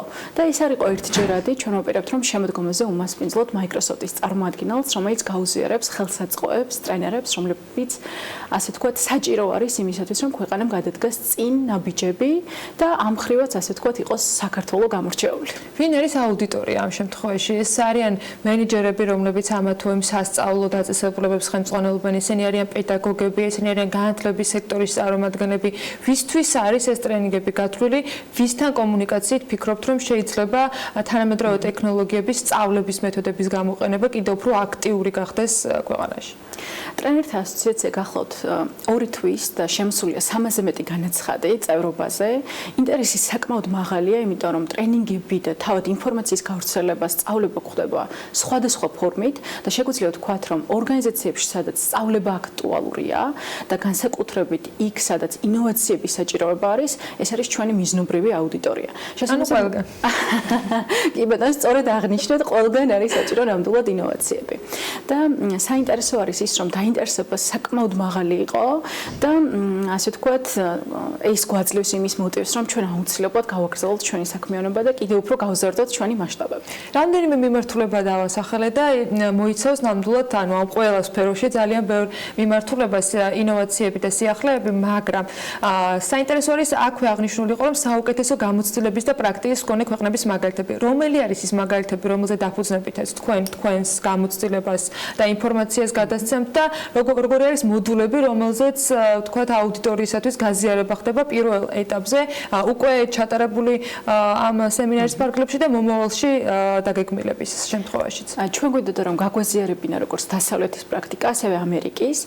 დასავლეთის პრაქტიკაზე გიორგი კაკულია ყავდა მოწვეული, დეველორ ჯორჯიას ხელმძღვანელი, რომელსაც აქვს ძალიან კარგი საერთაშორისო გამოცდილება და ევროპაში ჩატარებული არაერთი ტრენინგი, 12 წლიანი გამოცდილება უამრავ კომპანიასთან და ამ მხრივ ყავდა ასევე ჯორჯ ჯეფერსონი, რომელიც ამერიკაში არის ტრენერი და ამერიკული ანაბეჭდის შესახებ გვესაუბრა, თუ რა ტენდენციები არის ამერიკაში ამჟამად. როგორც ტრენინგების სამშობლო სახელდება ამერიკა და ჩვენ გვინდა რომ ასპარეზი დაგვეთმო ყველა იმ თანამედროვე ტექნიკისთვის, რომელიც საინტერესო იქნებოდა, ასე ვთქვათ, საქართველოსთვის. შესაბამისად, ჩვენ გვქონდა სხვადასხვა ქვეყნების, როგორც გვქონდა მაგალითად ნორვეგიული პროგრამის პრეზენტაცია, რომელსაც 50 მილიონზე მეტი მომხმარებელი ყავს და საკმაოდ მზარდი არის. ასევე გარკვეული თამაშის აპლიკაციები, რომელიც ასე ვთქვათ, დაეხმარებოდა სასწავლო პროცესს, გახდეს კიდევ უფრო ხალისიანი, ინტერაქციული და ქართული პროდუქტის პრეზენტაცია, რომელიც ევროპაშიც კი არ არის და სწორედაც ასე ქართული პროდუქტი, რას გულისხმობს, რომ რა ქართულ პროდუქტზე არის საუბარი, რა მაგალითებზე არის საუბარი და რა სიახლეებზე არის საუბარი, იმისათვის რომ ის ვინც არ ყოფილა ჯერ ტრენინგზე, ან მომავალში სურს რომ ამ ფორმით გაიღრმოს განათლება, უბრალოდ ქონდეს ინფორმაცია, რაზე ვსაუბრობთ, ეხლა ანუ რა ინსტრუმენტებზე არის საუბარი. მაგალითად ქართული პროდუქტი იყო ასეთი წარმოდგენილი Let's Go Live, რომელიც ხელმძღვანელი არის გიორგი კენჭუაშვილი, FIDAP-ის და WorldMedia-ის ხელმძღვანელი და არის დაახლოებით Zoom-ის ანალოგი. მაპატეთ ამ ტერმინებისათვის კიდევ რა ცხად ყოფილი რომ იყოს, ასე ვთქვათ, დაახლოებით ვიდეო საკომუნიკაციო საშუალება, ან თქვენ აღარ გიწევთ რომ მიხვიდეთ სატრენინგო სივრცეში, ან ვთქვათ, ამისათვის გამოყოთ ცალკეული დრო, როგორც სოციალური ქსელის საშუალებით შეგიძლიათ გახვიდეთ live სისტემაზე, ანალოგიურად შეგიძლიათ ისარგებლოთ თქვენი live ოთახით, სადაც ინტერაქცია იქნება ორმხრივი თქვენსა და ტრენერს შორის, მასალები გაზიარებული, გადმოგზავნილი და საერთო ჯგუფში ასე ვთქვათ, ლაივის საშუალებით კონდეს ტრენერსა და მონაწილეს კომუნიკაცია, მიიღოთ დავალებები, გამოწვევები და ამისათვის ასე ვთქვათ, გამოიყენოთ ვირტუალური რეალობა. არაფორმალური განათლების საჭიროება დღეს საქართველოსთვის რამდენად დგას, რამდენად არის მოთხოვნა ამაზე მეორეს მხრივ და ის ინსტრუმენტები, რომელიც საჭირო არის, რომ არაფორმალური განათლება იყოს კიდევ უფრო გაღრმავებული, რამდენად გვაქვს. გასაგებია ტექნიკა ვითარდება, მაგრამ ჩვენ შემთხვევაში ინტერნეტიზაციას თუ შევხედავთ ან ზოგადად ტექნიკასთან ურთიერთობის კოეფიციენტებს, არც ისე მოწინავე ქვეყნების რიგებში აღმოჩნდებით. აი ამ რეალობის გათვალისწინებით დღეს რამდენად შესაძლებელია რომ ონლაინ არაფორმალური განათლების მიმართ ინტერესი იყოს გაზრდილი და რა არის საჭირო ამ ყველაფრისთვის? აუცილებელიც კი არის, იმიტომ რომ მაგალითად ძალიან რთული არის ახალგაზრდა თაობასთან განსაკუთრებით Z თაობასთან კომუნიკაცია, სადაც ჩვენ არ ვიყენებთ მობილურ აპლიკაციებს, არ ვიყენებთ ონლაინ აპლიკაციებს. საჭიროება არის საკმაოდ მაღალი და მოხარული ვართ, რომ ინტერესიც საკმაოდ მაღალი არის. ჩვენ თანამშრომლობთ უკვე 25 ტრენინგ ცენტრთან, ვისთანაც გავაფორმეთ მემორანდუმი, ასევე Let's Go Live და სხვადასხვა პლატფორმები გვაძლევს საშუალებას, რომ მათ მხარი დაუჭიროთ და მაქსიმალურად შევძლოთ მათი ასე ვთქვათ ინტერნეტთან ტექნოლოგიებთან და ინოვაციებთან დაახლოება. მით უფრო მაღალი არის მოთხოვნა, იმიტომ რომ ასე ვთქვათ, თაობათა ცვლამ და არა მხოლოდ იმიტომ რომ ვიტყოდი რომ ასე კი უფროსი თაობის ინტერესიც საკმაოდ მაღალი არის, რომ დანერგონ თავიანთი ასე ვთქვათ სწავლებაში ინოვაცია, იმიტომ რომ დღეს უკვე შეუძლებელი არის მხოლოდ და მხოლოდ გამოვიყენოთ ისეთი ტექნოლოგიები, როგორც არის მხოლოდ PowerPoint-ი ან მხოლოდ კომპიუტერი, აუცილებელი არის რომ ინტერაქცია იყოს მაღალი და მუდმივად ასე ვთქვათ სულ ახალ-ახალი ხელსაწყო და ტრენერობის ერთ-ერთი კომპეტენციაც არის ინოვაციურობისადმი მზაობა. და როგორც საზოგადოება ვითარდება, აუცილებელი არის რომ ტემპი, ვინც ასწავლის, თავადაც განივითაროს საკუთარი თავი. თავადაც გამოყოს ამისათვის თავისი რესურსი და ის რომ, ასე ვთქვათ, თაობები, რომლებიც მაგალითად სად იყო ხო ჩემ ასაკში როგორ ჟღერს, მაგრამ თაობები, რომელიც მე-7 კლასელები წერენ პროგრამებს, წერენ თამაშებს, სულ სხვა მოთხოვნები აქვთ მათ, ვიდრე მაგალითად ვისთვისაც მაგალითად მობილური არის ინოვაცია. აქედან გამომდინარე, აუცილებელიც კი არის, რომ მათ უპასუხოთ და ასე ვთქვათ, რაც შეიძლება გავზარდოთ მათი მხრიდან ინტერესი, იმიტომ რომ მოთხოვნა საკმაოდ მაღალი არის და შესაბამისად ინტერესიც. ამიტომაც მეორე მხარემაც აუცილებლად უნდა იყოს. ამ შემთხვევაში განსხვავდება იმ ევროპული ქვეყნების რეალობისაგან, იმ ამერიკული რეალობისაგან მოთხოვნის ნაწილში, რაც გვაქვს გასაგებია, რომ ტემპით, თქვათ, მომზადებული პროგრამების რაოდენობით ან იმ ინსტრუმენტების შექმნით, რომელსაც ამ ყველაფერს უზრუნველყოფს, ჯერ დიდად ვერ ვეწევით, მაგრამ მოთხოვნის ნაწილში ჩვენს შემთხვევაში, ჩვენს რეალობაში რამდენად განსხვავებული დღეს წესრიგი გვაქვს? ამაყივა რომ შეიქმნა ტრენერთა ასოციაცია, იმიტომ არა რომ ერთ-ერთი დამფუძნებელი ვარ, უბრალოდ ძალიან მაღალი მოთხოვნა იყო ამის მიმართ. მაგალითად, ევროპაში, როდესაც მაგალითად კონფერენციებს ვესწრებთ, ერთ-ერთი არის ხელსაწყოების, ასე ვთქვათ, დემონსტრირება ხდება და დაახლოებით 365 ხელსაწყოა ხოლმე წარმოდგენილი. საქართველოში flip chart-ი ვთქვათ, PowerPoint-ი ინგლისურ ტერმინებისათვის მაბატევს მაყურებელმა, არის წარმოდგენილი, რა თქმა უნდა, სამწუხარო არის, რომ რამდენად წინ შეგვიძლია ვიყოთ და სად ვართ. მაგრამ ყველაფერს გავაკეთებთ იმისათვის, რომ ეს კი საწყისია, მაგრამ რადგანაც ტრენერობისადმი ინტერესი არის მაღალი, რადგანაც სწავლებისადმი ინტერესი არის მაღალი, სხვადასხვა კომპანიების ხელშეწყობით მაქსიმალურად, ასე ვთქვათ, შევძლოთ და დავიწიოთ სტანდარტებს. მეცაც გეტყვით, რომ ასოციაციის ამბიცია არის არა მხოლოდ ჩამოიყვანოთ უცხოელი ტრენერები საქართველოს, რომელიც ძალიან პოპულარული არის და აქტუალური, არამედ შევძლოთ ქართველი ტრენერების გაგზავნა საზღვარგარეთ. აქედან გამომდინარე, გამოწვევები საკმაოდ ბევრი არის, მინდა ვიყავ გულწრფელი როგორც ყოველთვის, მაგრამ გვჯერა, რომ გადავდგავთ ამ მხრივ ნაბიჯებს ორჯერ და სამჯერ მაღალი ტემპით, იმიტომ რომ მსოფლიო ვითარდება და საქართველოს აუცილებელი არის, რომ იყოს ამისი წევრი. სხვადასხვა ქვეყნებიდან უკვე დაგვიკავშირდნენ, ასევე არის მოლაპარაკებები, რომ ჩამოიყვანონ უცხოელები, სადაც საქართველოში უმასპინძლებთ და ასე ვთქვათ, სხვადასხვა ტრენინგები იქნება წარმოდგენილი, გარე აქტივობები, აქედან გამომდინარე, ტემპი საკმაოდ სწრაფი არის. ამ გამოწვევებს შორის ჩვენი ტექნოლოგიური განვითარების ტემპი არის ერთ-ერთი მთავარი, ფინანსები არის ერთ-ერთი მთავარი თუ კიდევ სხვა რამ, რაც გჭირდებათ იმისათვის, რომ ვიყოთ იმ რეალობაში, რომელიც თქვენთვისაც იქნება სასურველი, რომელიც არის სამიზნე ნებისმიერი ადამიანისთვის, ვინც ამ ცხოვრების ტემპის ფეხის აწყობას ცდილობს. ინტერესი საკმაოდ მაღალია და მე ვფიქრობ, რომ ჩვენი ერთობით შეგვიძლია რაც უფრო ერთად ვიქნებით, ვიყოთ ძალიან ძლიერები და შევძლოთ სხვადასხვა კომპანიებთან და სახელმწიფო სექტორთან მოლაპარაკება. ინოვაციების და ტექნოლოგიების მიმართულებით საქართველოს უკვე არაერთი ნაბიჯი გადადგა, ამ ხრივაც აღსანიშნავი არის, უბრალოდ ჩვენ უკვე მიმართულება გვჭირდება კონკრეტულად არაფორმალური განათლებისათვის. ჩემი აზრით, კიდევ უფრო აუცილებელი არის მიმღებლობის ზრდა და შევეხოთ ყველას, მაგალითად საწყო მეტი გამოწვევები არის, შეიძლება იყოს პედაგოგიკა, შეიძლება იყოს სხვადასხვა მიმართულებები, სადაც მეტად გვჭირდება დასაწყისშივე. ტრენინგები ძირითადად არის ხოლმე ზრდასრულებისთვის გათვლილი. მოხარული ვართ, რომ ინტერესი მაღალი არის და რა თქმა უნდა ბედნიერი ვიქნებით, რომ რაც უფრო მეტი კომპანია ჩაერთვება ამაში, იმიტომ რომ გულწრფელად ვერ ვხედავ სფეროს, სადაც ორგანიზაციული სწავლება არ არის მნიშვნელოვანი.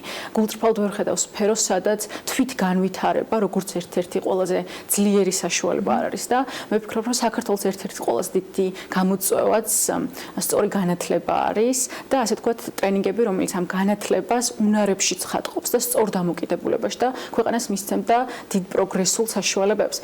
აქედან გამომდინარე, რაღაც კონკრეტულ გამოწვევას ვერ ვხედავ, იმიტომ რომ ძალიან დიდი მოტივით ვართ და მე მგონი, რომ ფინანსები მოზიდვადია, მოზიდვადია ადამიანები, იმიტომ რომ ძალიან დიდი იდეის გარშემო ვართ გაერთიანებული. ასე რომ მე ვიტყოდი, რომ მხოლოდ ეს არის დეტალები, რომელსაც სჭირდება ძალიან დიდი ძალისხმევა, იმიტომ რომ ერთობლივად არის საკმაოდ ბევრი საკითხი, რომელიც გვინდა რომ მაგალითად მოვაყენოთ. ამის ორგანიზებას მოახერხებთ. მომავალში როდის აპირებთ კიდევ შემდეგი შეხვედრის ორგანიზებას და ვის აქვს შესაძლებლობა რომ მსგავსი ტიპის ტრენინგებში და სემინარებში მიიღონ მონაწილეობა. დიდი მადლობა ამ შეკითხვისთვის. ორ თვეში ქონდა ორი ღონისძიება. პირველი იყო პირველი ტრენერთა ფორუმი საქართველოში, რომელსაც ასევე 200-მდე მონაწილე ესწრებოდა. შენობის, ასე ვთქვათ, ზომიდან გამომდინარე, იმიტომ რომ ფეხზე იდგა უამრავი ადამიანი. მეორე თვეს იყო ინოვაციები და ტექნოლოგიები, ასევე შენობის მასშტაბების გათვალისწინებით. შემდგომაზე ვაპირებთ, რომ უმასპინძლოთ Microsoft-ის წარმომადგენელს, რომელიც ხელსაწყოებს გაუზიარებს და ასევე გვინდა რომ workshop იყოს, რომ თავადაც გამოსცადონ, თავადაც მიიღონ გამოცდილება და უშუალოდ პატარა ჯგუფებად იყვნენ დაყოფილები თემატურად.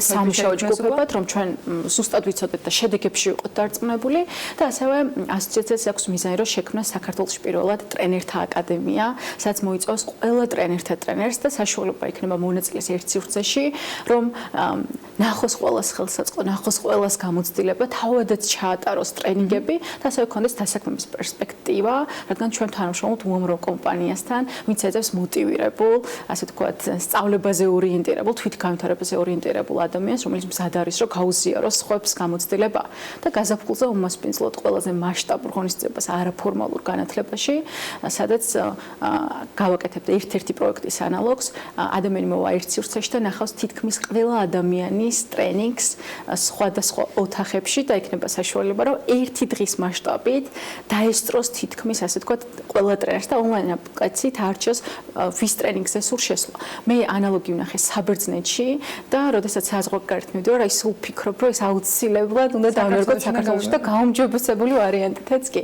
ასე რომ ვიმედოვნებ, რომ ათასობით ადამიანი იქნება გაზაფხულზე ჩართული და ერთი მხრივ არის რომ ასოციაციის მიზანია შეინარჩუნოს ხარისხი და მეორე მხრივ განათლება და არაფორმალური განათლება გახადოს ხელმისაწვდომი და რაც შეიძლება იყოს ამაში მეტი ინტერაქცია, ასე რომ რაც უფრო იქნება ინტერესი მაღალი, ჩვენი мотиваციაც იქნება მაღალი და არასდროს არ გავჩერდებით, არამედ უნდა გადავდგოთ ნაბიჯები წინ. ძალიან ბევრ საინტერესო სიახლეს გაგვიზიარებთ და ეს არ იქნება ჩვენი ბოლო შეხვედრა ამ სტუდიაში შესაბამისად. წარმატებებს გისურვებთ და მადლობა მინდა გითხრათ მობრძანებისათვის. მას მიზნობით თამარ კანაშვილს ტრენერთა ასოციაციის ხელმძღვანელ საქმეინტილის ეთერში.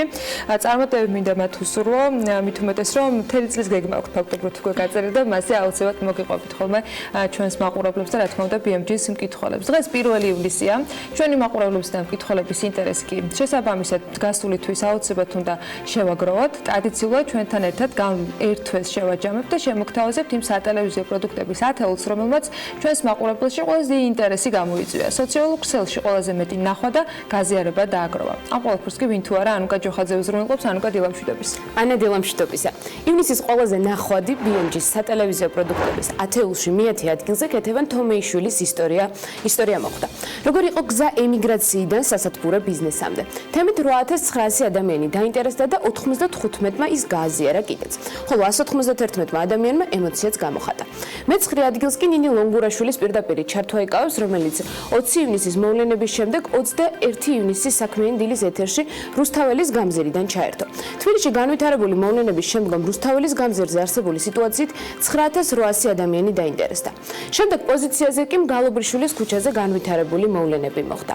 ალბათ გახსოვთ გასულ თვეს ამ ქუჩაზე წყლის მილის გასკვდომის შედეგად ასფალტი რომ ჩაინგრა. აღნიშნული პრობლემა შესაბამისმა სამსახურმა იმ დღესვე აღმოფხვრა, თუმცა მეორე დილით ამ პრობლემის წინაშე მგალობრიშვილის ქუჩის მაცხოვრებლები კვლავ დადგნენ. შესაბამისად წინა დღეს დაგებული ასფალტი კვლავ აყარეს. ამ ვიდეომ ჩვენ სოციალურ ქსელში 16000 ნახვა, 42 გაზიარება და 153 ემოცია დააგროვა. გასული თვის რეიტინგში არაერთი რეგიონში გადაღებული სიუჟეტი არის მადლობთ მისახვედრია რომ მოხვედრილი ამ თვეში როგორი არის მდგომარეობა? მოხდა თუ არა ათეულში რეგიონში გადაღებული რეპორტაჟები? ანა მიშა ხაძიჩიძის სიუჟეტი სწორედ კახეთში ვიზიტისას მომზადდა და მე-7 ადგილი დაიკავა. ხაშმი გიდი, ახალი მარანია კახეთში, რომლის გახსნაც რა თქმა უნდა BMG-ს არ გამორჩენია, ვესტუმრეთ ხაშმს და ჩვენს მაყურებელს კახეთის ახალ მარანზეც მოუყევით. საქმის კურსის ეთერში გასულმა ამ სიუჟეტმა 16000 ნახვა, 374 გაზიარება და 174 ემოცია დააგროვა. რას ფლობს რუსეთი საქართველოში? Forbes-ის კვირის ანალიტიკით 23000 ადამიანი დაინტერესდა. რა აკავშირებს ოკუპანტ ქვეყანას ჩვენთან და რამდენად არის საქართველო დამოკიდებული რუსეთის ბაზარზე. თემა დამეთანხმებით რომ საკმაოდ მწვავეა. შესაბამისად საერთო რეიტინგში ნახობის მიხედვით მე-6 პოზიციაზეა, რომელსაც 340 გაზიარება და 128 ემოცია აქვს. ხუთეულს კი მანანა მანჯგალაძის საქმიანობის რუბრიკა ხსნის. ვინც აქტიურად გვადევნებს თვალს გასული თვის რეიტინგში ერთ-ერთ მოწინავე პოზიციაზე ახალ სოციალური ქსელი ფიცისა და მისი ქართველი დამფუძნებლის სტუმრობა მოხდა. თემა აქტუალურობას არ კარგავს, მანანა მანჯგალაძის სიუჟეტს ნიკო კვარაცხელიას იდეაზე 25000 ნახვა, 214 გაზიარება და 215 ემოცია აქვს. გასულ თვეს მხოლოდ BMG-ს გადაღებული ვიდეოები არ ხვდებოდა სოციალურ ქსელში. ჩვენს მაყურებლებს უზიარებდით სხვა საინტერესო სიახლეებსაც. თუ დაინტერესდა ჩვენი მაყურებელი ამ ახალი შეთავაზებით? ანა, აღსანიშნავია ის, რომ მე-4 და მე-3 ადგილებს სწორედ მსგავსი ვიდეოები ინაწილებენ. მე-4 ადგილზე მოხდა მცირე ვიდეო, რომელიც ესტონეთის დედაქალაქ ტალინში ბათუმის ბრენდირებით მოძრავ ტრამვაის უკავშირდება. ვიდეო 32000 ნახვა, 1028 გაზიარება და 1300 ემოცია აქვს. ხოლო მე-3 ადგილი კი ბათუმელები ჯის ვიდეომ დაიკავა. მაშველი დრონების შესახებ გადაღებულმა ვიდეომ 191000 ადამიანი დააინტერესა, 1146-მა ის გადააზიარა კიდეც. ხოლო რაც შეეხება მეორე ადგილს. მეორე ადგილზე მანანა მანჯგალაძის მორიგი გმირი მოხდა.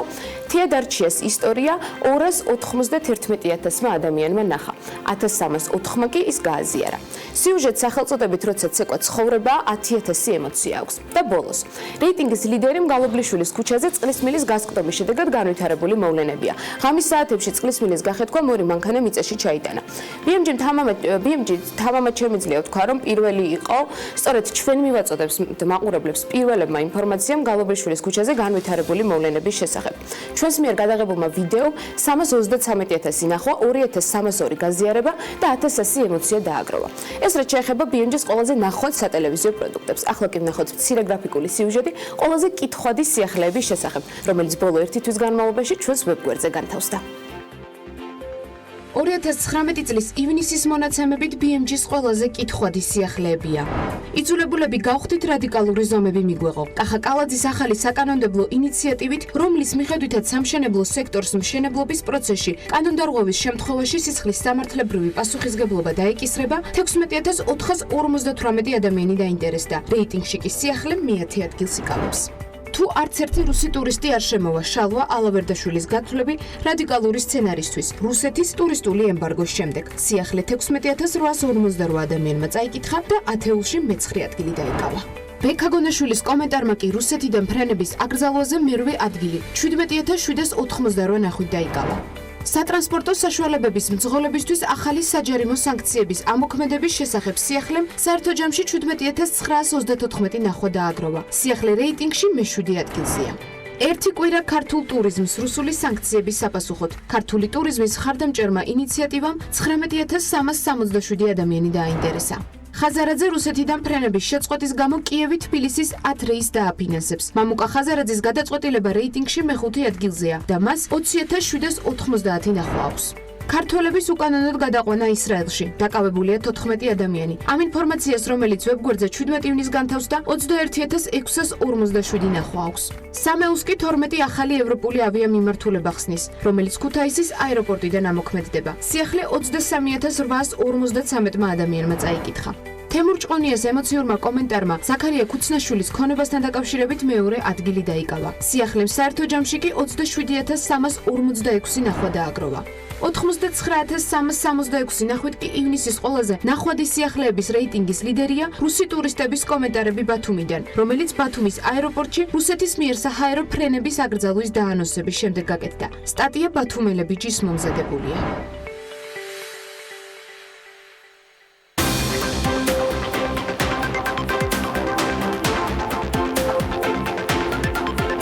გადაცემის სპონსორია ნოვა. 200-მდე დასახელების ქართული პროდუქტი. ნოვა 12 წელი თქვენს გვერდით.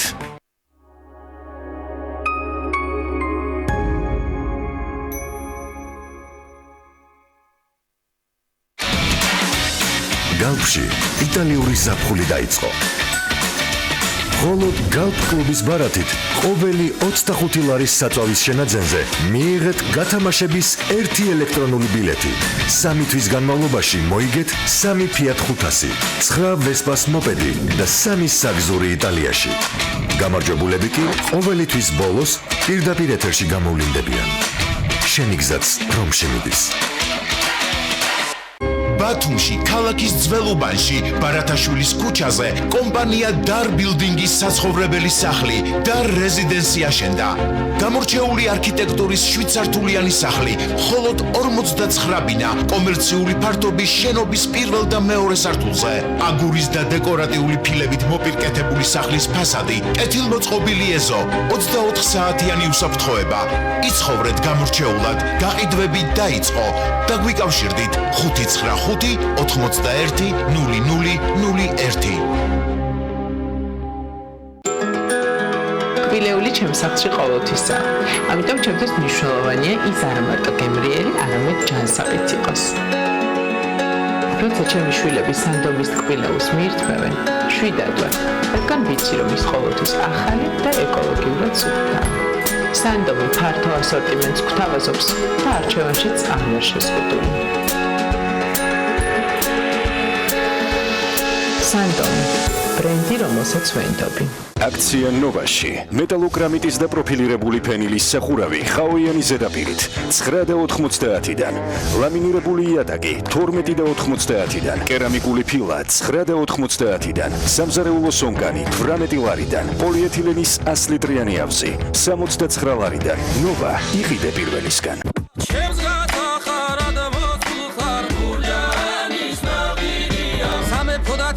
ცნობილია და გათქმული ბურჯანის ნავიდია სამოდაკებულია იმიტომ რომ კახური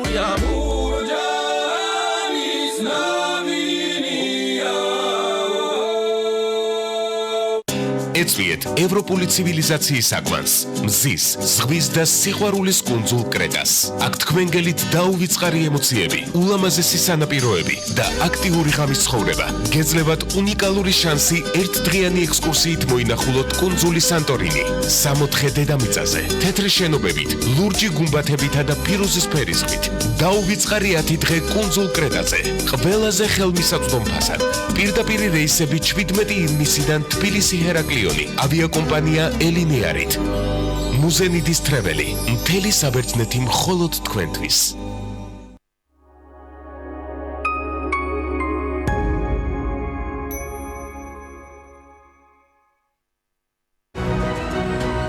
დირსი, მასშტაბური საცხოვრებელი კომპლექსი თბილისში.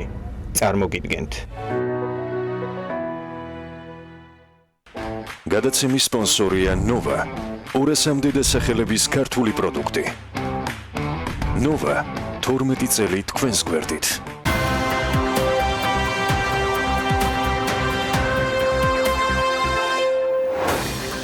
რუსული ავიასანქციების შემდეგ საქართველოში სომხეთიდან ტუროპერატორების აქტიურობას ელოდებიან. ტანსაცმლისა და უნიფორმების წარმომადგენელი კომპანია ელსელმა შემოდგომაზე დამატებით 90 ადამიანს დაასაქმებს ზაფხულის სეზონის საწარმოს გაფართოებას და სარემონტო სამუშაოებს დაეთმობა. შემოდგომიდან კი წარმოებასთან ერთად საერთაშორისო ბრენდებთან მოლაპარაკებები განახლდება. მირთა მოედანზე სარეაბილიტაციო სამუშაოების ჩატარებაა დაგეგმილი. მოედნის მიწისქვეშა გზაგამტარის რეაბილიტაციისათვის დედაქალაქის მერიამ ტენდერი მეორედ გამოაცხადა. სატენდერო პირობების მიხედვით წინადადებების მიღება 14 ივლისს დაიწყება და 19-ში დასრულდება. შესყიდვის სავარაუდო ღირებულება კი 3,953,094 ლარია. საქართველოს ეროვნული ბანკის თვის მიმოხილვის მიხედვით მაისში ვადაგადაცილებული სესხები 5,600,000 ლარით გაიზარდა და 499,300,000 ლარს გაუტოლდა. მათი წილი კომერციული ბანკების საკრედიტო პორტფელში 1,8% იყო. ვადაგადაცილებული სესხების 42,2% ეროვნული ვალუტით არის დენომინირებული. საანგარიშო პერიოდში მთლიანი საკრედიტო პორტფელის დოლარიზაციის მაჩვენებელი კი 6% პუნქტით გაიზარდა და 56,4% გახდა.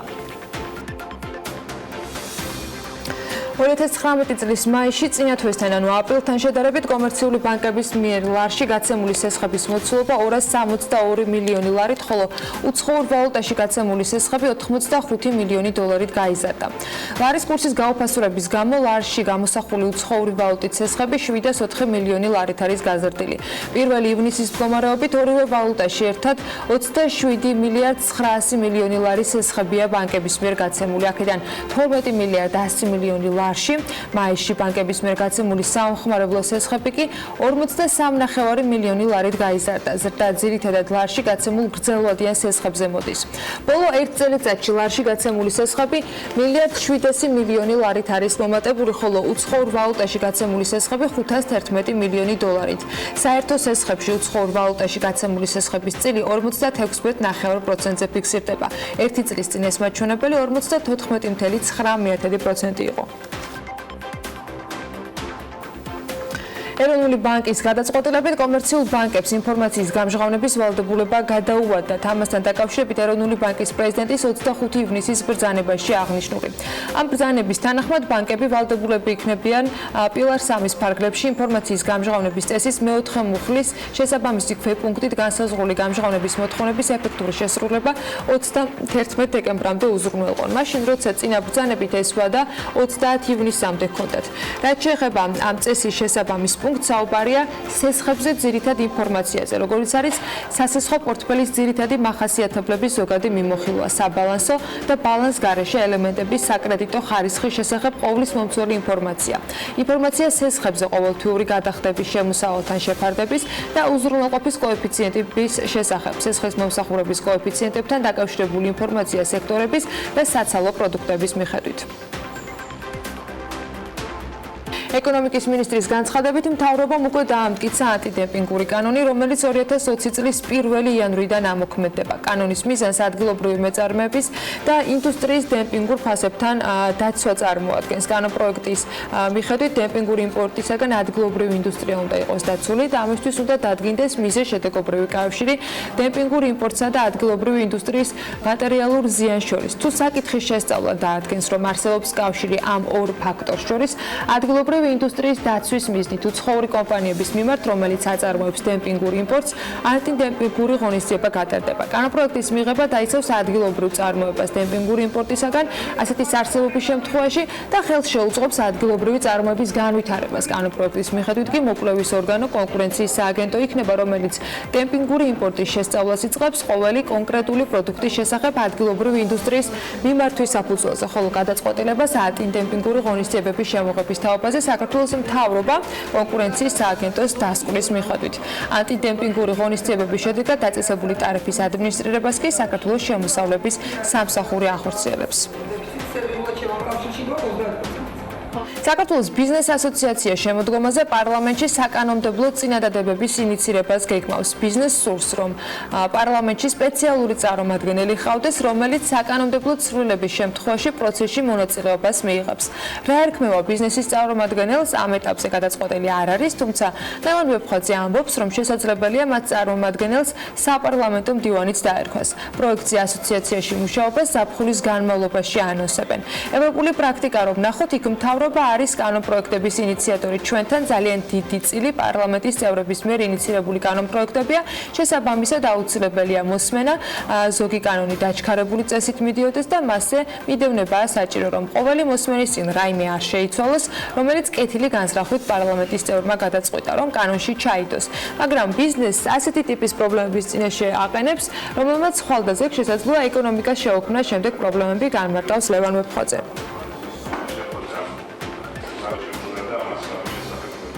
ექსპლუატაციაში მიღებულ შენობებზე ამნისტიის გამოცხადების გარდა 2007 წლამდე უნებართოდ აშენებული ობიექტების ლეგალიზება იგეგმება. ამას საქართველოს სივრცის დაგეგმარების არქიტექტურული და სამშენებლო საქმიანობის კოდექსში დაანონსებული ცვლილებების პროექტი ითვალისწინებს, რომელიც პარლამენტს უკვე წარადგინა. კოდექსში შესატანი ცვლილებების მიხედვით მშენებლობის ნებართვების გამცემი ორგანო უფლებამოსილი ხდება განახორციელოს 2007 წლის 1 იანვრამდე უნებართოდ ან პროექტის დარღვევით აშენებული ობიექტების ან მათი ნაწილების ლეგალიზება. ასევე 2007 წლის 1 იანვრამდე დაწყებული და დაუმთავრებელი ობიექტების დასრულებისათვის განსაზღვროს ვადა და განახორციელოს მათი შემდგომი ლეგალიზება. უნებართოდ და პროექტის დარღვევით აშენებული ობიექტების ან მათი ნაწილების ლეგალიზების წესსა და პირობებს.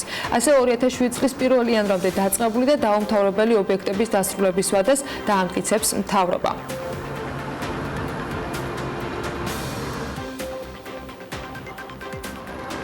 რაც შეეხება სანებართვო პირობების დარღვევით ნაწარმოები მშენებლობების ექსპლუატაციაში მიღება არ მიღებას, ეს გულისხმობს დაკისრებული ჯარიმებისაგან გათავისუფლებას ან სამშენებლო სამართალდარღვევის ჩადენისათვის ბიუჯეტში ჯარიმის საურავის ან მისი ნაწილის სახით გადახდილი თანხის სამართალდამრღვევი სუბიექტისათვის უკან დაბრუნებას.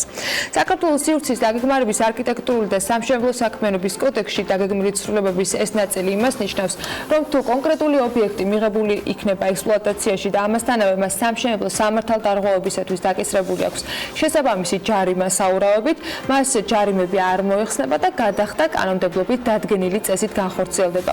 უკვე დასრულებულ, თუმცა ექსპლუატაციაში მიუღებელ შენობებზე ამნისტიის გამოცხადებასთან დაკავშირებული საკანონმდებლო პაკეტი პარლამენტშია ინიცირებული. ექსპლუატაციაში მიღება იმ ობიექტებს შეეხება, რომელზეც გაცემული არის მშენებლობის ნებართვა 2019 წლის 15 მაისის მდგომარეობით. მშენებლობა კი დამთავრებულია. პარლამენტის დარგობრივი ეკონომიკის და ეკონომიკური პოლიტიკის კომიტეტის თავმჯდომარე რომან გაკულია მიიჩნევს, რომ რუსეთისაგან საქართველო ყველაფერს უნდა ელოდოს. ასეთი იყო მისი პასუხი კითხვაზე, რამდენად არის მოსალოდნელი ავიასანქციების შემდეგ რუსეთისაგან სხვა მიმართულებით ემბარგოს დაწესება. რუსეთისგან ყოველთვის და ყველაფერს უნდა ველოდოთ და გრძელვადიან პერიოდში ეს შეიძლება უკეთესიც იყოს, მაგრამ ყისრად ეს პრობლემებს გამოიწვევს. საკმაოდ შეგვიტყუა რუსეთის ბაზარმა და აქედან გამომდინარე ვნახოთ, როგორ განვითარდება მოვლენები, თუმცა მათ მიმართ ჩამოყალიბებული განწყობები მსოფლიოში შესაძლოა იქნას მათი მიერ გათვალისწინებული და ვფიქრობ ასეთ სალსახად თქმა, რომ აუცილებლად მივიღებთ დარტყმას არ იქნება სწორი. ჩვენ სამწუხაროდ საგარეო და საშინაო პოლიტიკას ჰარმონიზებულად ვერასოდეს წარმართავთ ხოლმე და ჯერჯერობით ამ ეტაპზე ვართ, ამბობს გაგულია. მივიღოთ საერთაშორისო კომიტეტზე, ან შეგვიძლია ამ დათქმით მივიღოთ, რომ თუ ეს არ იქნება თორემ.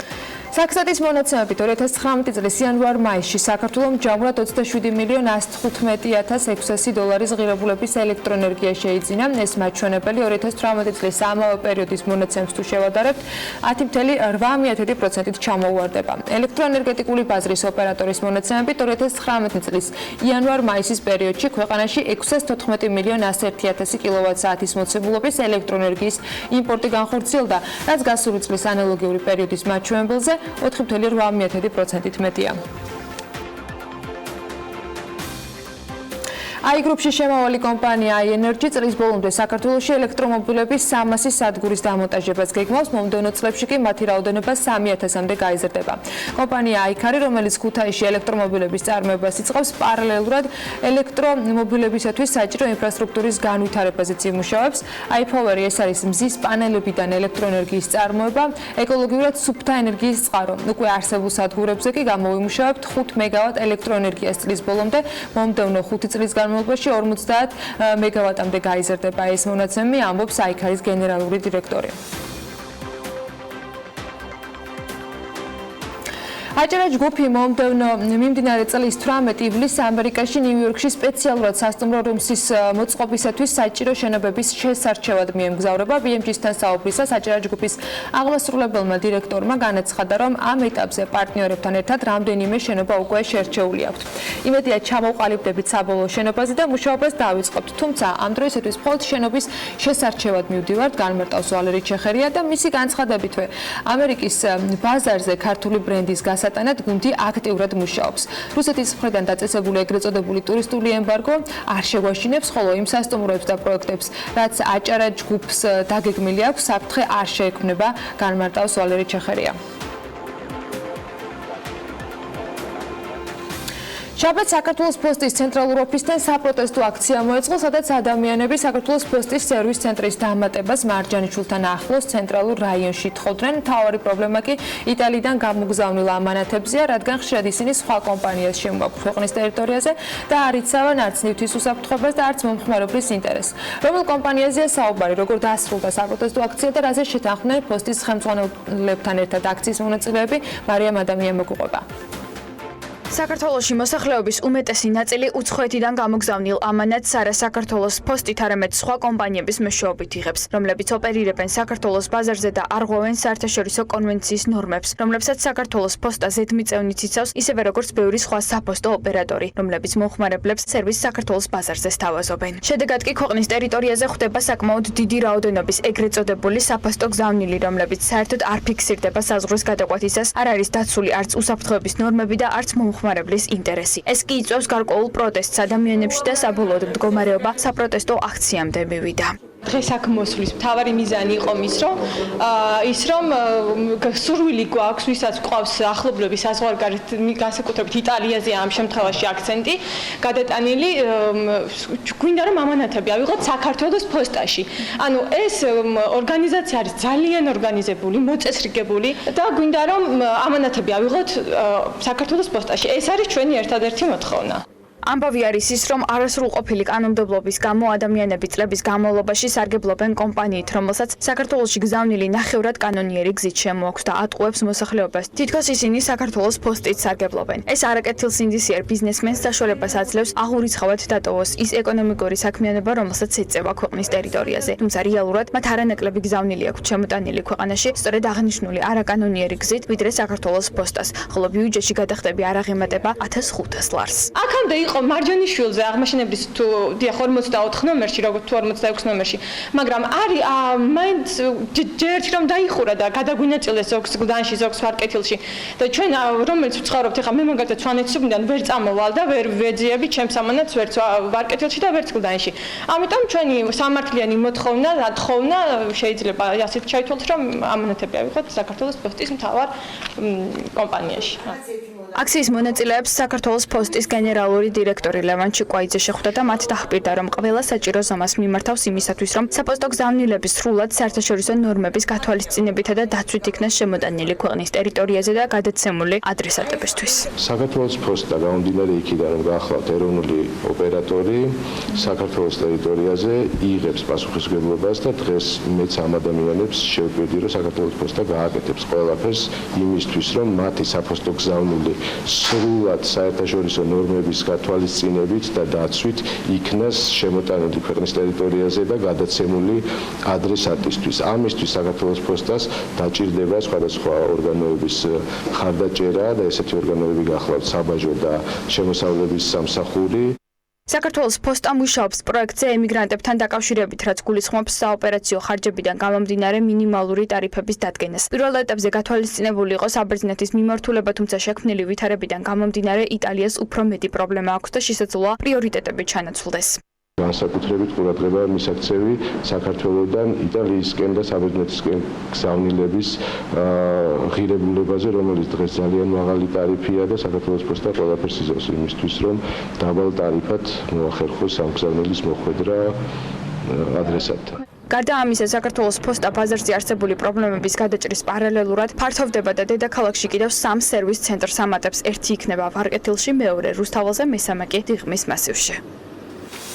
მშენებლობის სექტორი შემცირებას განაგრძობს. ეკონომიკური ზრდის განახლებული მონაცემები საქსტატმა პარასკევს გვამცნო. წინასწარი შეფასებით 2019 წლის მაისში წინა წლის შესაბამის პერიოდთან შედარებით რეალური მთლიანი შიდა პროდუქტის ზრდა 4.7% იყო, ხოლო 2019 წლის პირველი 5 თვის საშუალო რეალური ზრდა 4.9%-ით განისაზღვრა. ძირითადი გავლენის სფეროები და სექტორები უნდა მიმოვიხილოთ ახლა ეთერში ჩვენ სტუმართან ერთად.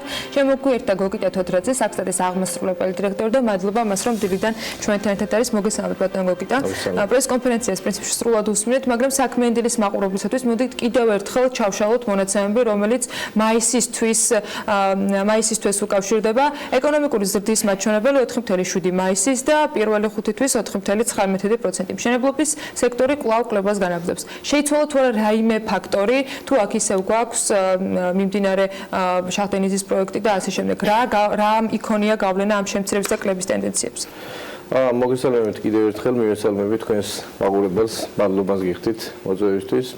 როგორც აღნიშნეთ, მშენებლობის სექტორი ერთ-ერთი დარგი გახლავთ, თუმცა გარდა ამისა სხვა დარგებში შეინიშნებოდა კლების ტენდენცია.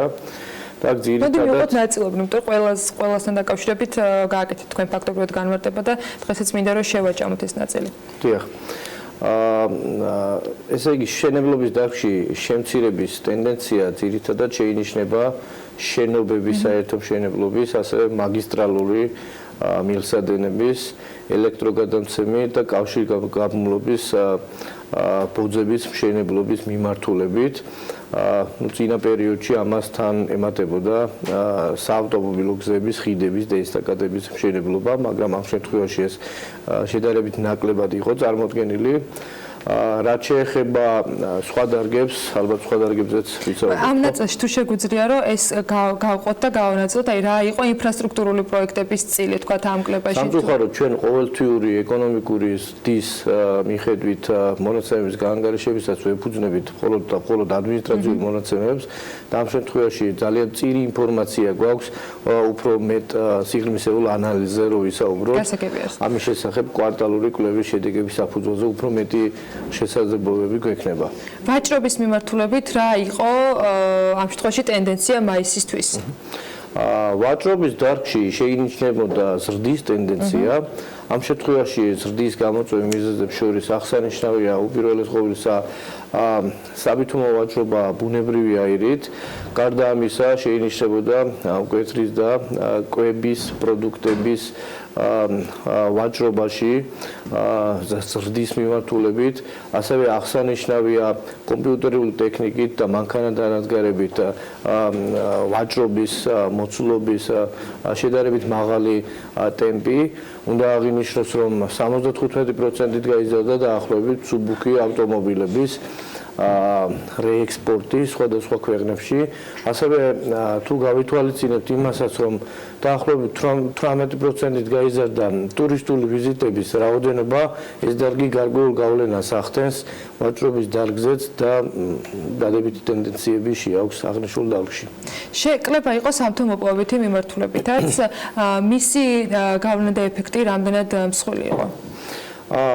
არც ისე მსხვილია, თუმცა თავიდანვე უნდა გაუსვათ ხაზი იმას, რომ მშენებლობის დარგში განვითარებული ტენდენციები გარკვეულწილად აისახება სამთო-მოპოვებითი მრეწველობის დარგზე. რატომ? იმიტომ რომ ეს გახლავთ პრაქტიკულად ნედლეული სამშენებლო პროცესებისთვის, ხო? და აქედან გამომდინარე, თუ კლების ტენდენცია გვაქვს სახეზე, მშენებლობის დარგში ხშირ შემთხვევაში სამთო-მოპოვებითი მრეწველობის დარგი იგივე ტენდენციით ხასიათდება. რაც შეეხება კომუნალურ მომსახურებებს, წეგან ვახსენე ზუსტად ის მონაცემები, რაც უკავშირდება ელექტროენერგიის შესყიდვას, რამდენად დიდი არის აგზრდა, რამდენად შეიძლება ვისაუბროთ რაიმე განსხვავებულ რეალობაზე, რის გამოც მაისში მოგვიწია იმპორტი ამ მიმართულებით რომ გაზრდილიყო. ეს გახლავთ ელექტროენერგიის, ბუნებრივი აირის, წყლის წარმოებისა და განაწილების სექტორი. ამ მიმართულებით ჩვენ ამ შემთხვევაში დადებითი ტენდენცია ჰქონდა, რამაც დადებითი წვლილი შეიტანა მაისის ეკონომიკურ ზრდაში და გზდის ერთ-ერთ გამოწვევ მიზეზებს შორის ჰიდროელექტროსადგურების მიერ შედარებით მეტი მოცულობის ელექტროენერგიის წარმოება სახელდება. დაახლოებით 6.6%-ით გაიზარდა ჰიდროელექტროსადგურების მიერ ელექტროენერგიის წარმოება.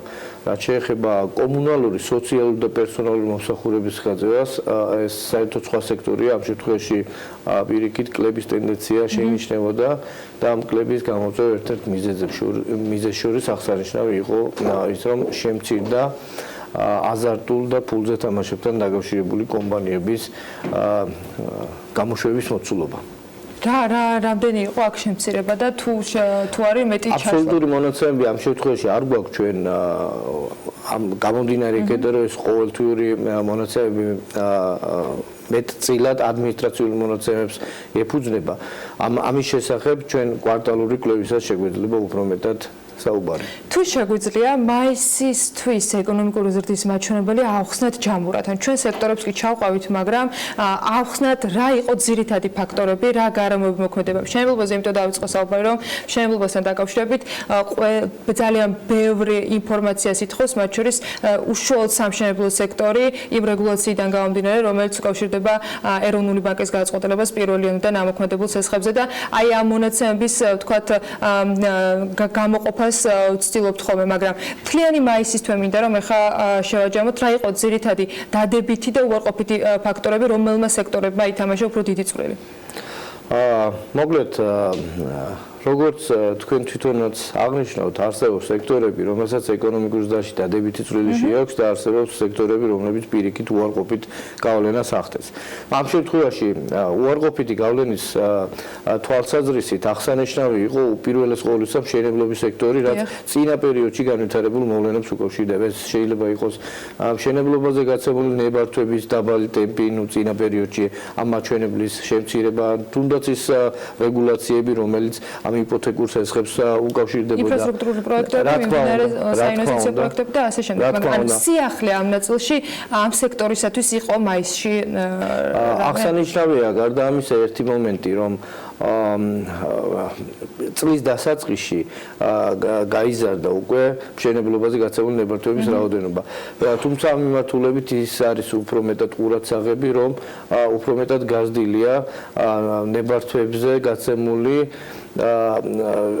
საერთო ფართობი, ასე ვთქვათ, ხო? ფართობს აქვს აქ გადამწყვეტი მნიშვნელობა. ეს აუცილებლად ჩვენი ვარაუდით გამოიღებს დადებით ეფექტს ამ მიმართულებით. თუმცა სხვა მრავალი მრავალი ფაქტორი შეიძლება ახდენდეს ამაზე გავლენას. კლების ტენდენცია ხასიათდებოდა ასევე დამამუშავებელი მრეწველობის დარგში, რაც მნიშვნელოვანი კონტრიბუტორი გახდათ უარყოფითი ტენდენციის მიმართულებით და ამის მიზეზად გვევლინება სამი გარემოება. პირველი აზოტოვანი სასუქების წარმოების ხოცულობის შემცირება, დაახლოებით 75% შემცირდა წინა წლის შესაბამის პერიოდთან შედარებით, აზოტოვანი სასუქების ექსპორტის მაჩვენებელი, ასევე ფეროსილიკომანგანუმი. აი აქ მიზეზები ისევ მშენებლობას უკავშირდება და მოთხოვნას თუ სხვა რამე რეალია? არა, ეს აზოტოვანი სასუქები ამ შემთხვევაში მშენებლობას არ უკავშირდება, ეს დამამუშავებელი მრეწველობის დარგია და სხვა მრავალ ფაქტორზე შეიძლება იყოს დამოკიდებული და ამის მიზეზები ჩვენ არ შეგვისწავლია ამ შემთხვევაში. გარდა ამისა, ფეროსილიკომანგანუმის წარმოების ხოცულობა შემცირდა და ესეც დასტურდება იმით, რომ დაახლოებით 46%-ით არის შემცირებული აღნიშნული სასაქონლო ჯგუფის ექსპორტის მაჩვენებელი და შემცირების ტენდენციით ხასიათდებოდა თამბაქოს ნაწარმის წარმოება, ასე ვთქვათ, რაც დამამუშავებელი მრეწველობის დარგში შემცირების ერთ-ერთ მიზეზად გვევლინებოდა. და ზრდის ნაწილი, რომელიც უკავშირდება მათ შორის ექსპორტის ზრდას.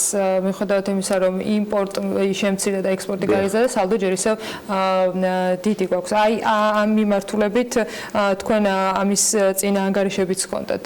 რა სიახლეები შეგვიძლია რომ გავუზრდოთ? დიახ, მიმდინარე წელი წინა წლისგან მნიშვნელოვნად განსხვავებულია ამ საგარეო ვაჭრობის მიმართულებით.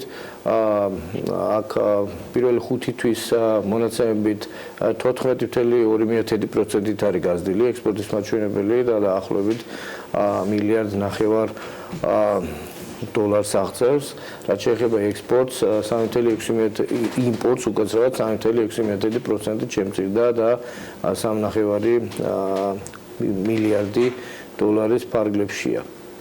დიდი მადლობა. მადლობა საინტერესო მიმოხილვისათვის. გოგიტა თოტრაძე, საქსატის აღმასრულებელი დირექტორის მასპინძლობდით საქმიანი დილის ეთერში. მცირე სარეკლამო პაუზის შემდეგ დაგიბრუნდებით რამდენიმე წუთში.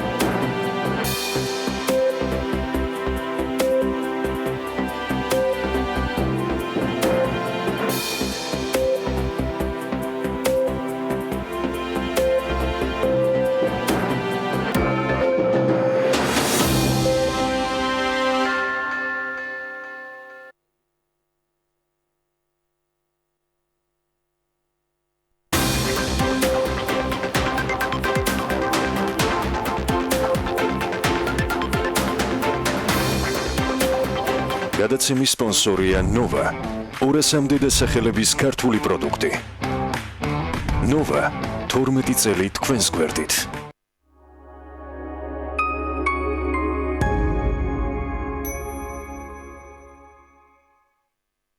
შემოუერთდი PSP-ს ოქროსფერ ზაფხულს. მიიღე გრანდიოზული ფასდაკლებები და საჩუქრები ბიოდერმას, ესტედერმის, სებამედის, ზიაიას, კოდალის, ვიშის, ლაროშის ზის სერიის საშუალებებზე. გაირუჯეთ უსაფრთხოდ და ისიამოვნეთ ოქროსფერი ზაფხულით PSP-სთან ერთად. ამის ყურება მთელი დღე შემიძლია. სამწუხაროდ ეს რეკლამა მთელი დღე ვერ იქნება, მაგრამ როდესაც ლუდი იდეალურია, 10 წამიც კი საკმარისია. ჰარპი, ნამდვილი ირლანდიული ლუდი გინესისგან.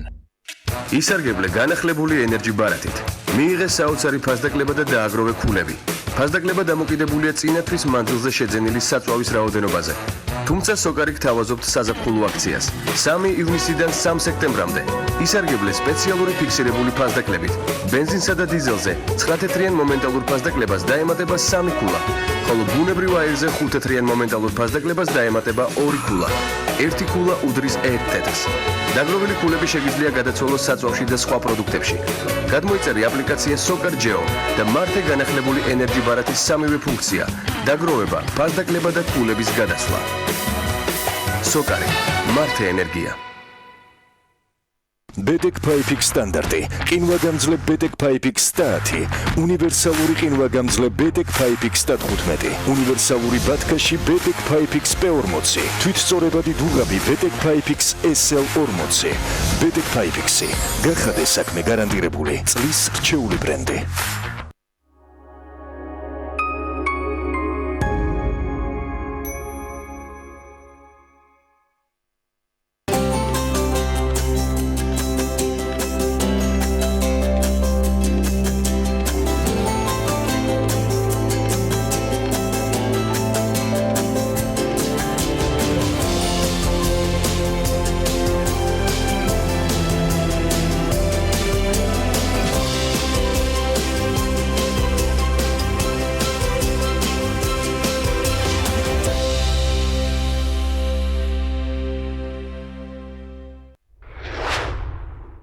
პარტიების სათხოვნელად მოვედი. ძალიან ნანობი ყველაფერს რაც გაგიკეთე. იმედგაცრუებული ქალი, რთული არჩევანის ზღვარზე. ყველაფრის თავიდან დაწყების შანსი. არ დავუშვებ რომ ბედნიერები იყვნენ. თუ ხაფანგი, მიშველეთ. კვლავ ჯოჯოხეთში შესატყუებლა. ისევ ის მარკო ხარ. არ შეცვლილ ხარ. ბრძოლა ბედნიერებისთვის გრძელდება. ურჩევნიათ მიფრთხილდნენ. ყველაზე საინტერესო. ამჯერად რა გააკეთე? იწყება ახლა. შენ ჩემი შეცდომა ხარ.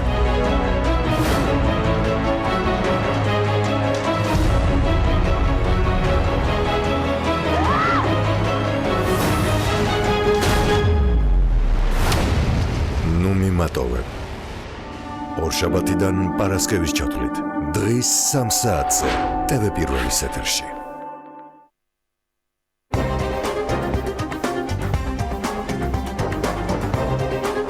Дорогие друзья,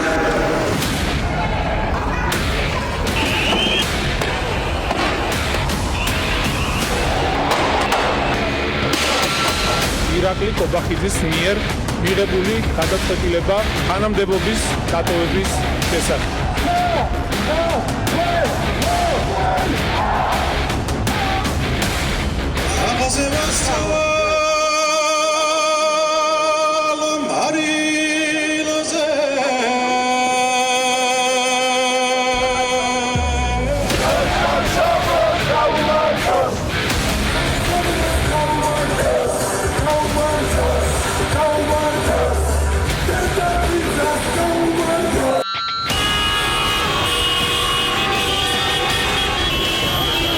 ჩატარდეს პროპორციული სისტემით.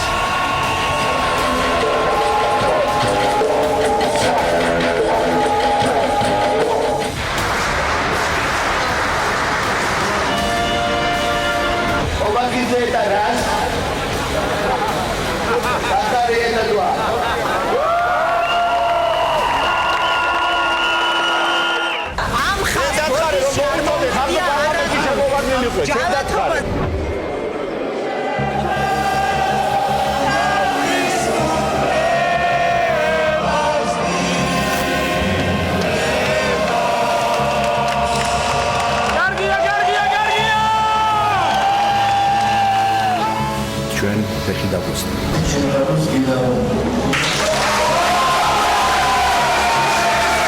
მე მგონი ჯობია რომ გადავიდეთ. მე თუ გავხდი ხალხის თვალში სისხლიანი ჯალათი, ეს ნიშნავს იმას, რომ ესეც ჩემი გვირთია.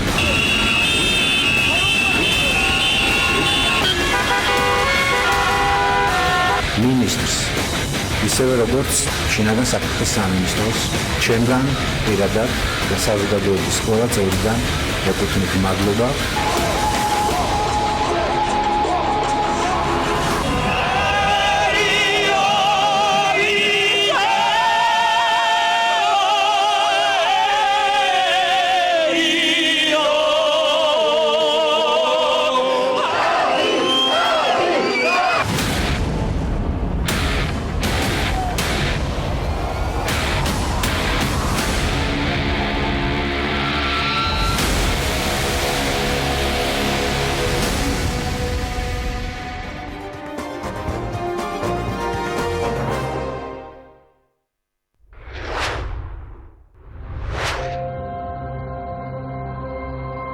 მას ავიწროვებენ. მას დევნიან.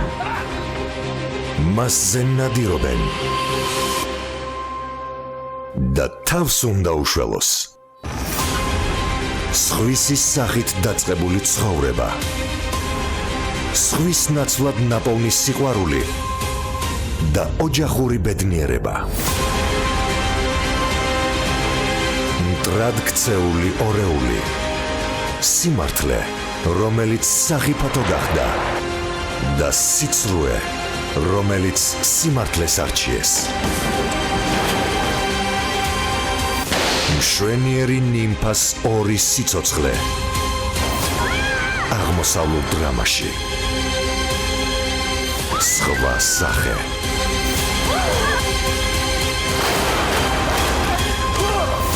მალე TV პირველის ეთერში.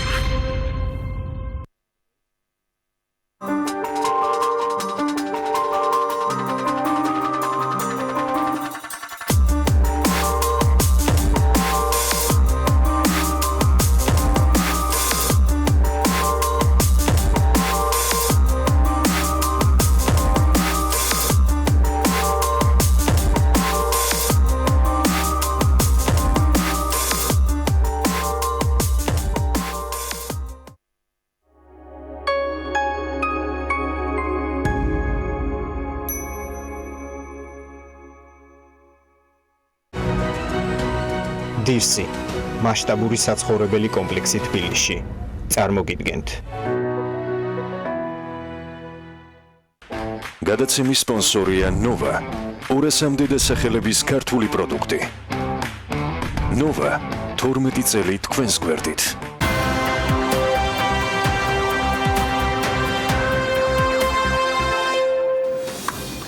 მშვიდობის მოგესალმებით საქმიანი დილის ეთერიდან. უკვე 20 წელია ქართულ საბანკო სექტორში პროკრედიტ ბანკმა 2000 წლის იუბილეს აზეიმოდ აღნიშნა. ბევრი სტუმარი საიუბილეო განწყობა და წარმატებული საუკუნის მეხუთედი საქართველოში, რომელიც ათასობით კლიენტს და ერთგულ პარტნიორს აერთიანებს. პროკრედიტ ბანკი, როგორც ევროპული გამოცდილების და განსხვავებული საბანკო ხედვის ფინანსური ორგანიზაცია, ქართულ ბაზარზე სიახლეებსა და ინოვაციებს დანერგვის კუთხით ტრადიციულად მოწინავე პოზიციას ინარჩუნებს. ტექნოლოგიურ სიახლეებზე ორიენტირი აღებულია სამიზნე განსაზღვრული და ბანკმა თანამშრომლობა დაიწყო გერმანულ კომპანია ID Now-სთან, რომელსაც ფინანსურ სექტორში ამემართულებით წარმატებული საქმიანობის საკმაოდ დიდი გამოცდილება აქვს, მათ შორის წამყვან ევროპულ ბანკებთან. საქართველოში ახალი სერვისი ქართული და ევროპული რეგულაციების შესაბამისობით მაღალი სტანდარტებით და ინოვაციური ტექნოლოგიების გამოყენებით დაინერგება. რა სერვისებს საუბრობთ, ამას ჩვენი სტუმრები გვეტყვიან. ნათია თხილაიშვილი, პროკრედიტ ბანკის დირექტორი და ალექსანდრ მაიერი, ID Now-ს წარმომადგენელი არიან ჩვენთან ერთად. მოგესალმებით და მადლობა ამის რომ ხართ ჩვენთან ერთად. ვიცი რომ სიახლეები გექნებათ, ეს სიახლეები დაანონსებულია იუბილეზე, რა ინოვაციაზე ვსაუბრობთ, რა შესთავაზებს პროგრესი უახლოეს? 20 წელი საკმაოდ მნიშვნელოვანი თარიღია. ბანკის ოპერაციებისთვის, გერმანული ბანკის ოპერაციებისთვის საქართველოში, ამიტომ ჩვენ გადავწყვეტეთ, რომ განსხვავებული სიახლე შეგვეთავაზებინა ჩვენი მომხმარებლისთვის. ჩვენ წელიწად ნახევრის წინ დავნერგეთ direct banking-ის მომსახურება, რაც ნიშნავს ფიზიკური პირების დისტანციურ მომსახურებას. თუმცა გამომდინარე იქედან, რომ ჯერჯერობით ყველა პროდუქტით უზრუნველყოფილი დისტანციური მომსახურება ვერ იქნებოდა, არა მარტო იმიტომ, რომ ქართულ ბაზარზე არ არის მსგავსი ალტერნატივები, არამედ იმიტომ, რომ რეგულაციებიც უნდა გვიწყობდეს ხელს. ჩვენ დავალოდეთ და შევეცადეთ და გვეფიქრა, რა არის ყველაზე მნიშვნელოვანი დღეს და რა აკლია დღეს ქართულ მომხმარებელს. და ამ გადაწყვეტილებამდე მივედით, მაშინ როცა ვნახეთ, რომ ერთ-ერთი ყველაზე დიდი სირთულეში ჩვენ ვაწყდებით ჩვენი მომხმარებლის აუცილებელ იდენტიფიკაციას. და იდენტიფიკაცია უნდა მოხდეს უკვე ბანკის შენობაში თანამშრომლის მიერ. ამიტომაც ვიფიქრეთ, რა ალტერნატივა შეიძლებოდა მოგვეძებნა ბაზარზე და გვჭირდებოდა დაცული, გამართული ტექნოლოგიური გადაწყვეტილება და ესეთ ტექნოლოგიური გადაწყვეტილება ჩვენ, რა თქმა უნდა, მივაგენით გერმანიაში, რომელიც უზრუნველყოფს თავისი სოფტვერით ჰოლოგრამის წაკითხვას, ვიდეო ბარათის ჰოლოგრამის წაკითხვას და სხვა დამცავი ნიშნების ამოცნობას და აბსოლუტურად იდენტური გახლავთ, როცა მომხმარებელი ზის პირისპირ და ჩვენი თანამშრომელი ამოწმებს ბარათს. რისთვის ვიყენებთ ახლა ამ სერვისებს? შეგვიძლია ვთქვათ, რომ ჩვენ ვიდეო იდენტიფიკაცია დავდერგეთ ორ ეტაპად, ნერგავთ ორ ეტაპად. პირველი იქნება არსებული კლიენტების და მომხმარებლის მომსახურება, ხოლო დაახლოებით 2 თვეში ჩვენ უკვე გადავალთ ანგარიშის გახსნაზე ახალი კლიენტების, ახალი სერვისებში. მათ შორის საზღვარგარეთმყოფ ქართველებსაც საზღვარგარეთმყოფ ქართველებსაც, ვისთვისაც ველიდური არის პასპორტი და პირადობის მოწმობა. რაც მათთვის ერთ-ერთი მთავარი პრობლემა იყო ხოლმე, როდესაც ისინი ვერ ახერხებდნენ ჩამოსვლათ ბანკში ანგარიშის გახსნას. ამისათვის თქვენ დაიწყეთ პარტნიორობა გერმანულ კომპანიასთან. ბატონი ალექსანდრელი არის წარმომადგენელი ამ კომპანიის. რას გულისხმობს ეს სიახლე, რა სოფტი არის საუბარი, რა შესაძლებლობებზე არის საუბარი, რომ აგვიხსნათ, რა თანამშრომლობა შედგება თქვენსა და პროკრედიტ შორის?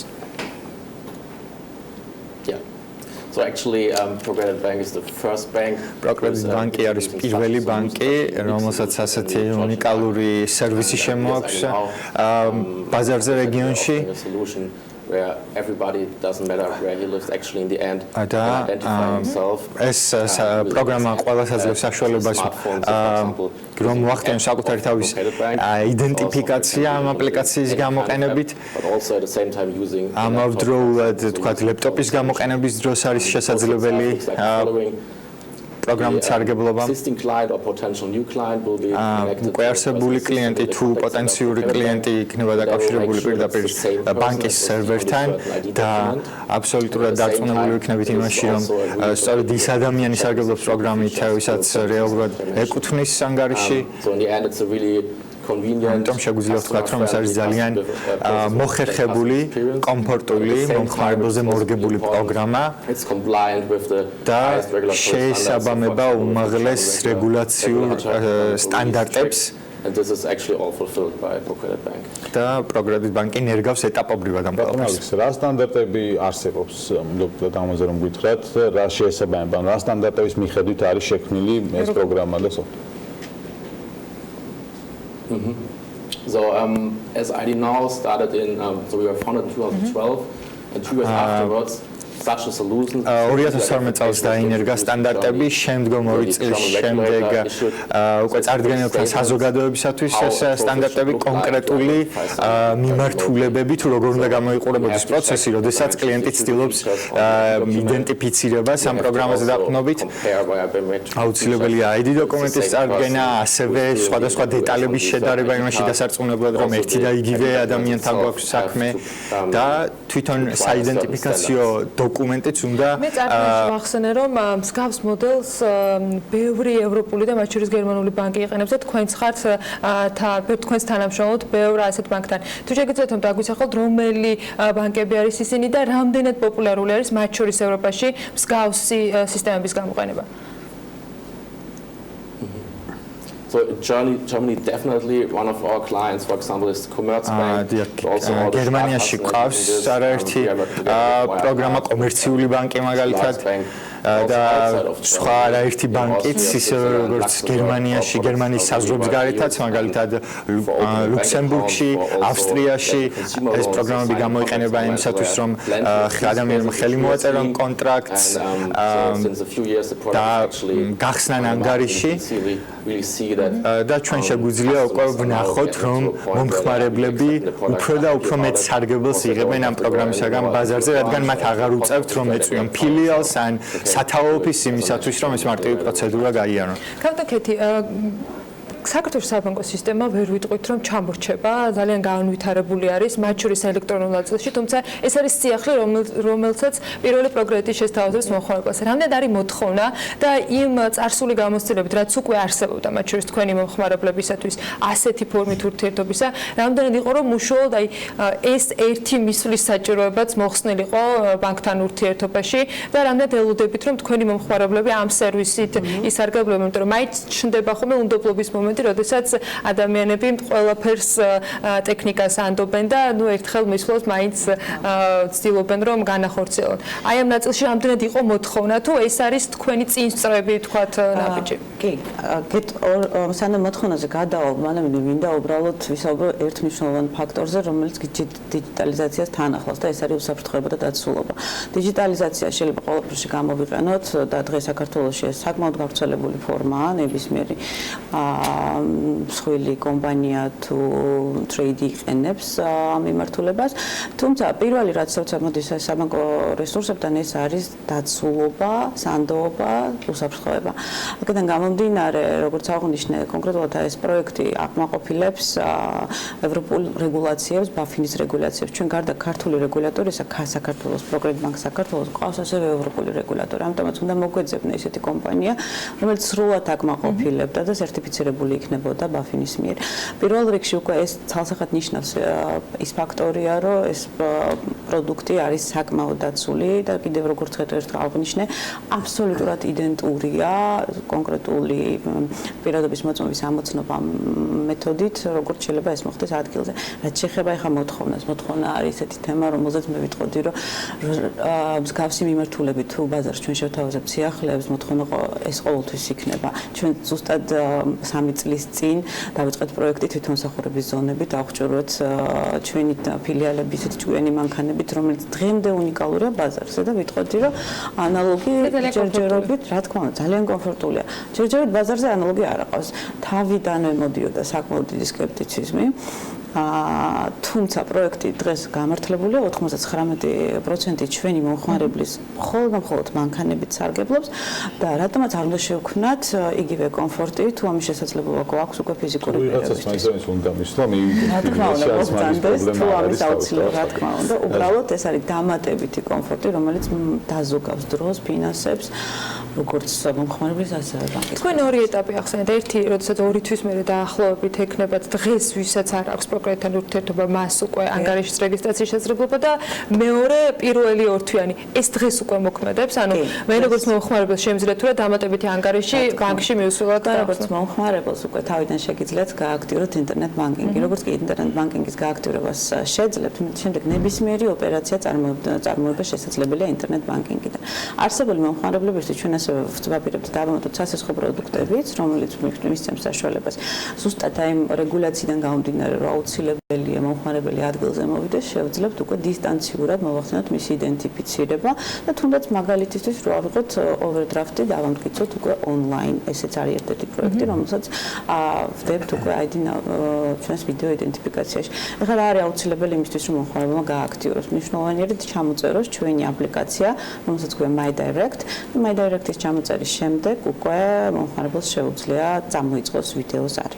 დღეს პროგრამის მომხმარებელს რჩება თუ არა რამე რომელიმე მომსახურება, რომელსაც ის smartphone-ით ვერ გააკეთებს. ჯერჯერობით რჩება და ეს ახლავთ ბიზნეს წესხებით ცალსახად და ბიზნეს მომსახურება ცალსახად რჩება smartphone-ის გარეშე, იმიტომ რომ ეს სულ სხვა ტიპის კომუნიკაციას და ჩართულობას ადამიანურ რესურსს მოითხოვს და ჩვენ არ ვფიქრობთ ამ ნაწილის დიჯიტალიზაციას, იმიტომ რომ აქ ყოველთვის დარჩება აუცილებლობა თანამშრომლის და უშუალო კომუნიკაციის და ანალიზის. ფიზიკურ პირებს რაც შეეხება, რჩება ისეთი სესხები, რომელიც მოითხოვს გირაოს, მაგალითად მაგალითად იპოთეკური სესხები.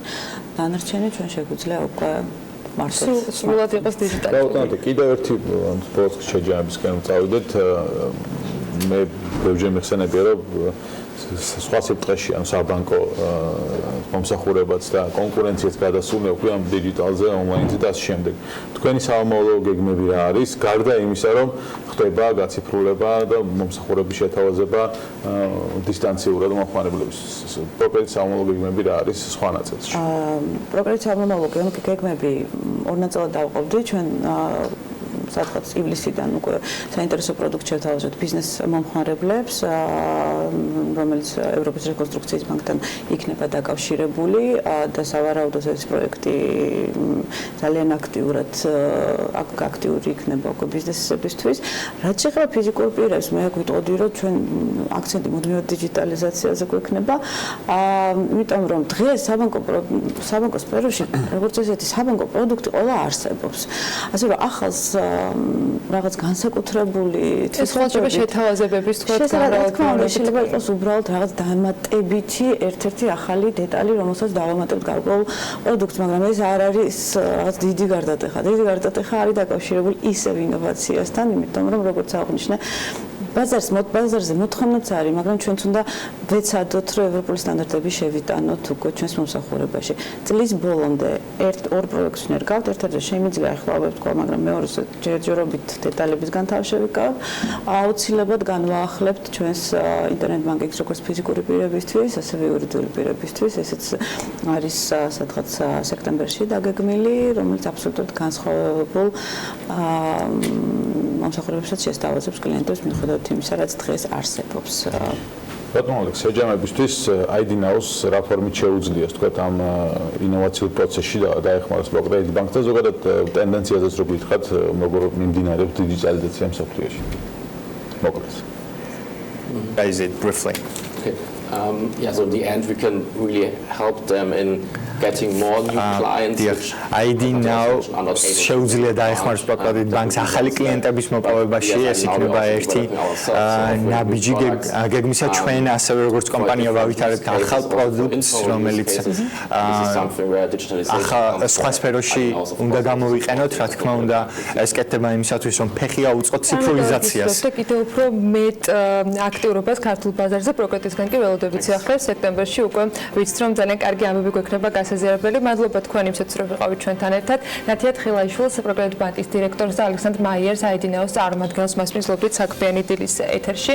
დღეიდან კი ერთიანი ეროვნული გამოცდები იწყება შეფასებისა გამოცდების ეროვნული ცენტრის ორგანიზებით. პირველი საგამოცდო დღე სულ რამდენიმე წუთის წინ ოფიციალურად დაიწყო და ყველა აბიტურიენტისათვის ინდივიდუალური განრიგის მიხედვით ორ კვირაზე მეტხანს გაგრძელდება. აბიტურიენტებისათვის პირველი ნაკადის გახსნას ტრადიციულად თათია ჩაფეჭაძე არ გამოკლებია და სწორედ ის შემოგვიერთება ახლა პირდაპირ ეთერში. თათია, დილამშვიდობისა.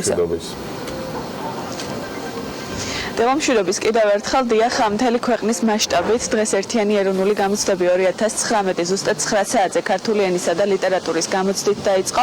გამოცდები 11 ქალაქში 23 საგამოცდო ცენტრში მიმდინარეობს და წელს 41000-ზე მეტი აბიტურიენტია დარეგისტრირებული. ჩვენ ახლა ვიმყოფებით 103 საჯარო სკოლაში, სადაც ცოტა ხნის წინ განათლებისა და მეცნიერების მინისტრის მოადგილე ირინა აბულაძე და ასევე შეფასებისა და გამოცდების ცენტრის ხელმძღვანელი სოფო გორგოძე იმყოფებოდნენ. მათ ჩვენთან საუბრისას განაცხადეს, რომ ყველა საგამოცდო ცენტრში გამოცდები ხარვეზების გარეშე დაიწყო. საგამოცდო ცენტრები აღჭურვილია კონდიცირებით, ასევე მოწესრიგებულია სველი წერტილები, რაც შეეხება დაგვიანებების ფაქტებს, ასეთი ერთეული გამონაკლისები წელსაც დაფიქსირდა, თუმცა ამის შესახებ დეტალური ინფორმაცია ოდნავ მოგვიანებით გახდება ცნობილი. 2019 წლის გამოცდები დაიწყო. გამოცდები მიმდინარეობს 23 საგამოცდო ცენტრში. გამოცდების პირველი სესია 9 საათზე დაიწყო ყველა საგამოცდო ცენტრში.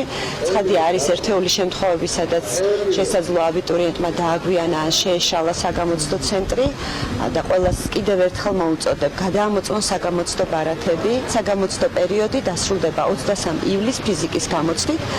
შედეგების გამოქვეყნება დაიწყება 1 აგვისტოდან და ცხადია ამ პერიოდში საგამოცდო ცენტრები იქნება სრულად მობილიზებული. საბედნიეროდ ამ ცენტრში 103 სკოლაში ვიმყოფებით, ეხლა არ აქვს დაგვიანებული აბიტურიენტები ჯერჯერობით, იმედია რომ არავინ არ დაიგვიანა და ეხლა არ მოვლენ, ასე რომ ჯერჯერობით ყველაფერი წესებისა და პროცედურების მიხედვით მიმდინარეობს. მოგვიანებით შემოგთავაზებთ სტატისტიკას, თუ მთელი ქვეყნის მასშტაბით თქვათ რა იყო დაგვიანების პროცენტი. ჩვენ სხვა ცენტრებიდან ამ ეტაპზე გვაქვს ინფორმაცია, რომ ყველაფერი მშვიდად წყნარად მიმდინარეობს, ყველგან დაიწყო საგამოცდო პროცესი. ჩვენი ინფორმაციით ერთიანი ეროვნული გამოცდები ზუსტად ამ ფორმატით, ამ არჩევითი საგნებით არის ბოლოჯერ და უკვე მომდევნო წლიდან ცვლილებები შევა არჩევით და სავალდებულო საგნებში, როგორც დღეს ირინა აბულაძემ ჩვენი შეკითხვის საპასუხოდ განაცხადა, კონსულტაციები და განხილვები ცვლილებებთან დაკავშირებით დაიწყება 2019 წლის გამოცდების დასრულების შემდეგ, დაახლოებით 1 თვეში და უფრო დეტალური ინფორმაცია თუ რა ცვლილებებს განიცდის, იქ გახდება ცნობილი ოდნავ მოგვიანებით. სავარაუდოდ ეს იქნება კვლავ ცენტრალიზებული ფორმატში განსაკუთრებული ცვლილებების შეტანას არ გეგმავენ, თუმცა როგორც უკვე გითხარით, ცვლილებები შეეხება არჩევით და სავალდებულო საგნებს.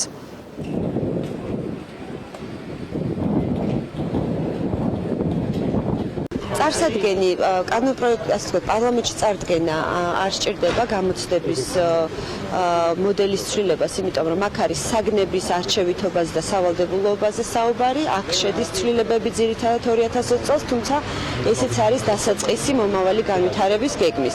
ძირითადი ცვლილებები ცხადია ფორმატში არ შევა სავალდებულო და არჩევით საგნებთან მიმართებაში, რაზეც უკვე იყო არაერთხელ საუბარი. ფორმატი იქნება იგივე, გამოცდები იქნება ისევ ცენტრალიზებულად როგორც წელს არის, უბრალოდ გამოცდების რაოდენობა შეეხება ცვლილება და სავალდებულო გამოცდების ნუსხაში იქნება ცვლილება. სახელი, ესე ვთქვათ, შეიძლება ისევ ერქვას ეროვნული გამოცდები, ეს პრობლემა არ არის, ანუ ცენტრალიზებულია ისევ ეროვნულ დონეზე ტარდება, ასე რომ ეხა ეროვნულ გამოცდებს დავარქმევთ თუ სხვა რამის დავარქმევთ, გონია ამაში დიდი პრობლემა და განსხვავება არ იქნება. გაგრილების სისტემა არის ყველა ცენტრში, გარდა ხულოს ცენტრისა, იმიტომ რომ ხულოში არის მხოლოდ დილის სესია და ჩვენ გვაქვს ინფორმაცია, რომ კლიმატური პირობებიდან გამომდინარე დილით არ არის საჭირო გაგრილების სისტემა, შესაბამისად, მხოლოდ ამ ცენტრში არ დამონტაჟდა ეს სისტემა. ერთიანი ეროვნული გამოცდები აბიტურიენტებისთვის, როგორც უკვე გითხარით, დღეს დაიწყო 5 ივლისიდან უკვე მათ შეუერთდებიან საგრანტო კონკურსის მონაწილეები, 10 ივლისიდან დაიწყება მასწავლებელთა გამოცდები, ხოლო 17 ივლისს უკვე გამოცდებს ჩააბარებენ მაგისტრანტობის მსურველები. ეროვნული გამოცდები აბიტურიენტებისთვის წელს 23 ივლისს ფიზიკის გამოცდით დასრულდება, რაც შეეხება შედეგების გამოცხადება უკვე 1 აგვისტოდან დაიწყება. მადლობა თათიამ, წარმატებები აბიტურიენტებს და ჩვენ განათლების თემით ვაგრძელებთ და მოგიყვებით მსოფლიოს ირგვლივ არსებული საუკეთესო უნივერსიტეტების შესახებ, რომლებსაც შეიძლება ბევრმა არც იცის, რადგან ეს ის უნივერსიტეტებია, რომლებსაც არც თუ ისე დიდი ისტორია აქვს. Times Higher Education's რეიტინგში მოხვედრილი უნივერსიტეტები სულ რაღაც 50 წლიანი ისტორიით არის ცნობილი და მათ შესახებ ახლა ანუკა ისაუბრებს. ანუკა, კიდევ ერთხელ მოგესალმებით. ანა, მოგესალმები კიდევ ერთხელ. Times Higher Education's რეიტინგში, რომელიც საუკეთესო ახალგაზრდა უნივერსიტეტებს აერთიანებს, მე-10 ადგილზე მაასტრიხტის უნივერსიტეტი მოხვდა, რომელიც 1976 წელს დაარსდა. უნივერსიტეტში 17000 სტუდენტი სწავლობს, მათგან კი 53% სხვა ქვეყნის მოქალაქეა, რომელმაც განათლების მიღების გაგრძელება სწორედ ჰოლანდიის ამ უნივერსიტეტში გადაწყვიტა. მაასტრიხტის უნივერსიტეტი უკვე წლებია ერთ-ერთი საუკეთესო ახალგაზრდა უნივერსიტეტის სტატუსს ატარებს. 1978 წელს კი უმაღლესი განათლების რეფორმის ცვლილებამ პარიზის უნივერსიტეტის რამდენიმე დამოუკიდებელ სასწავლო ერთეულად გაყოფა გამოიწვია. სორბონის უნივერსიტეტის საუკეთესო ახალგაზრდა უნივერსიტეტებს შორისაა. სორბონის უნივერსიტეტის სტუდენტებს როგორც ბაკალავრის, ისე მაგისტრისა და დოქტორის ხარისხის დიპლომის აღების შესაძლებლობას აძლევს. რეიტინგში მერვე პოზიციაზე კი სამხრეთ კორეის მეცნიერებისა და ტექნოლოგიების უნივერსიტეტი მოხვდა. ფოსტექი უნივერსიტეტი კორეაში უმაღლესი განათლების დაწესებულებებს შორის ლიდერ პოზიციაზეა. უნივერსიტეტი კი ალბათ რთული მისახვედრი არ არის, რომ აქცენტს კვლევებზე, ტექნოლოგიებსა და მეცნიერებაზე აკეთებს. სამხრეთ კორეის მეცნიერებისა და ტექნოლოგიების უნივერსიტეტს ერთი პოზიციით იტალიის წმინდა ანას სკოლა უსწრებს. სახელმწიფო უნივერსიტეტი სპეციალური სტატუსით ფუნქციონირებს და დიდ ყურადღებას სამეცნიერო საქმიანობას უთმობს. სტუდენტების მიღება კი როგორც ადგილობრივი, ისე საერთაშორისო კონკურსების საშუალებით ხდება. მე-6 ადგილზე კვლავ სამხრეთ კორეის უნივერსიტეტი ხვდება. კაისტის უნივერსიტეტი 1971 წელს შეიქმნა და იყო პირველი ეროვნული სამეცნიერო კვლევითი და ტექნიკური სასწავლებელი ქვეყანაში. მანუკა რეიტინგის განხილვისას სამხრეთ კორეის უკვე მეორე უნივერსიტეტი ახსენეთ, რა მეთოდით ხდება სწავლება ამ უნივერსიტეტში, აქცენტს თეორიულ ცოდნაზე აკეთებენ თუ პრაქტიკულს და რითია გამორჩეული? ანა, საინტერესო კითხვა, რადგან კაისტის უნივერსიტეტში მსჯელობა იმაზე თუ რაზე უნდა გაკეთდეს თავარი აქცენტი თეორიულ თუ პრაქტიკულ ცოდნაზე უკვე დიდი ხანია დასრულდა. სტუდენტები სწავლის პარალელურად მონაწილეობას იღებენ მასშტაბური კვლევების მომზადებასა და ანალიზში, რაც მათ დამეთანხმებით, რომ დიდ გამოცდილებას აძლევს. უნივერსიტეტში 400 ლექტორი მუშაობს, რომლებიც ამ პროცესებს კურირებენ. ამ ყველაფერთან ერთად ეს უნივერსიტეტი უცხოელ სტუდენტებს სხვადასხვა სასტიპენდიო პროგრამებს სთავაზობს. ხუთეულს ჰონკონგის საქალაქო უნივერსიტეტი ხსნის, რომელიც ჰონკონგის კოულონ-ჰონის რაიონში მდებარეობს. უნივერსიტეტი 50 სასწავლო პროგრამას აერთიანებს. მისივე ოპერირების ქვეშ არის ჰონკონგის 4 კოლეჯი და 6 სკოლა. ჰონკონგის უნივერსიტეტს კი ერთი პოზიციით პარიზის სამეცნიერო უნივერსიტეტი უსწრებს, რომელიც 2010 წელს დაარსდა. მიუხედავად იმისა, რომ სასწავლო დაწესებულებას მრავალწლიანი ისტორია არ აქვს, ის მაინც ახერხებს და Times Higher Education-ის რეიტინგში მეოთხე ადგილზეა. მესამე და მეორე ადგილებს კი სინგაპურისა და შვეიცარიის უნივერსიტეტები ინაწილებენ. სინგაპურის ნანიანგის ტექნიკური უნივერსიტეტი ტექნოლოგიებისა და ეკონომიკის მიმართულებით საგანმანათლებლო პროგრამების ფართო არჩევანს გვთავაზობს. უნივერსიტეტის კამპუსი 16 კორპუსს აერთიანებს, რომელიც საერთო საცხოვრებელსაც მოიცავს, რომლითაც როგორც სტუდენტები, ისე ლექტორები სარგებლობენ. მეორე ადგილზე კი შვეიცარიის ლუზანაში მდებარე ფედერალური პოლიტექნიკური სკოლა მოხვდა. უნივერსიტეტს 1979 წლიდან ტექნოლოგიური სასწავლო დაწესებულების სტატუსი აქვს და ევროპაში ერთ-ერთ პრესტიჟულ სასწავლებლად ითვლება. საუკეთესო ახალგაზრდა უნივერსიტეტის წოდება კი ჰონკონგის მეცნიერებისა და ტექნოლოგიების უნივერსიტეტს ერგო, რომელიც ჰონკონგის კლიფ-ვეით ბეის რაიონში მდებარეობს. უნივერსიტეტი 1991 შეიქმნა და 4 ძირითად მიმართულებას აერთიანებს. ისეთ მიმართულებებს, როგორებიცაა ბიზნესი, საინჟინრო, სოციოლოგია და ჰუმანიტარული. სხვადასხვა რეიტინგების თანახმად ჰონკონგის მეცნიერებისა და ტექნოლოგიების უნივერსიტეტი ქალაქის 3 საუკეთესო უნივერსიტეტს შორის სახელდება და ასევე სახელდება აზიის საუკეთესო სასწავლო დაწესებულებებს შორისაც. ყველაზე დიდი პოპულარობით კი ჰონკონგის მეცნიერებისა და ტექნოლოგიების უნივერსიტეტის ბიზნესის სკოლა სარგებლობს. მადლობა ანუკას საინტერესო მიმოხილვის და ინფორმაციისთვის. ჩვენ რეკლამაზე უნდა გავიდეთ, რამდენიმე წუთში დაგიბრუნდებით საინტერესო თემებით და სტუმრებით დროებით.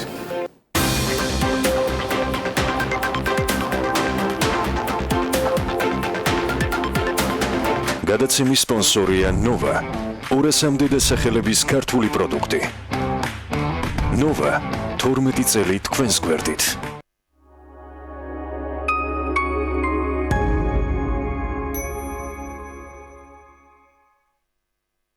მაშინ როცა აჭარაბეთზე მობილური თამაშობს სამაგიდო თამაშებს, შენ შეგიძლია მოიგო 40 ავტომობილიდან ერთ-ერთი. შექმენი შენი ზაფხულის მობილური ისტორია. acarabet.com მოიმზადე ზაფხულისთვის. გამოიწერე სასურველი ნივთები ამერიკიდან მალეოს დახმარებით და ისარგებლე უფასო საკურიერო სერვისით. შოპინგი მალეოსთან ერთად უკეთესია. აქცია Nova-ში მეტალოგრამიტის და პროფილირებული ფენილის სახურავი ხაოიანი ზედაპირით 9.90-დან, ლამინირებული იატაკი 12.90-დან, კერამიკული ფილა 9.90-დან, სამზარეულო სონკანი 18 ლარიდან, პოლიეთილენის 100 ლიტრიანი ავზი 69 ლარიდან. Nova იყიდე პირველისგან. კაპიტანო ბარნი, ადამიანი ბორცს გარეთა. ზღვის თავგადასავლები გველის. დაარეგისტრირეთ ბარნის შეფუთვების კოდები, მოიგეთ საჩუქრები და იმოგზაურეთ ბარსელონას აკვაპარკში. კარტლის აგროსისტემების ისტორია 22 წლის წინ დაიწყო. ამ ხნის მანძილზე დავამუშავეთ 50,000-ზე მეტი სასოფლო-სამეურნეო მიწის ფართობი. 5,000 ჰექტარზე მოვაწყეთ წვეთოვანი სარწყავი სისტემა და მცენარეთა დაცვის საშუალებების, სასუქების, სათესლე მასალებისა და სარწყავი სისტემების მიმართულებით ლიდერ კომპანიად ჩამოვყალიბდით. კარტლისი, მათთვის, ვინც ცარიელ მინდვრებში ხედავს უსაზღვრო შესაძლებლობებს. ეწვიეთ ევროპული ცივილიზაციის საკვანს, მზის, ზღვის და სიყვარულის კუნძულ კრეტას. აქ თქვენ გელით დაუვიწყარი ემოციები, ულამაზესი სანაპიროები და აქტიური ღამის ცხოვრება. გეძლევათ უნიკალური შანსი ერთდღიანი ექსკურსიით მოინახულოთ კუნძული სანტორინი, 64 დედამიწაზე, თეთრი შენობებით, ლურჯი გუმბათებითა და ფირუზის ფერისხმით. დაუვიწყარი 10 დღე კუნძულ კრეტაზე. ყველაზე ხელმისაწვდომ ფასად. პირდაპირი რეისები 17 ივნისიდან თბილისი ჰერაკლიონი, ავიაკომპანია ელინეარით. მუზენიდის ტრეველი, მთელი საბერძნეთი მხოლოდ თქვენთვის.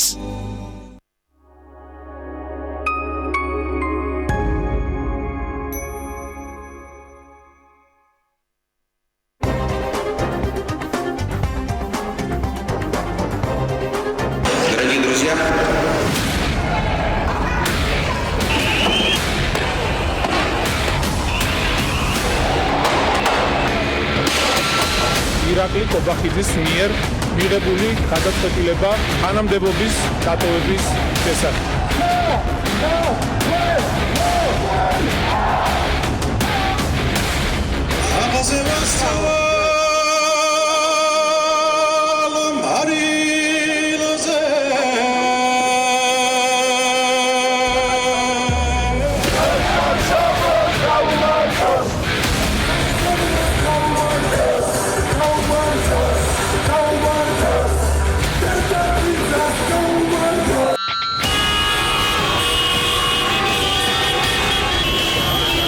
ჩატარდეს პროპორციული სისტემით.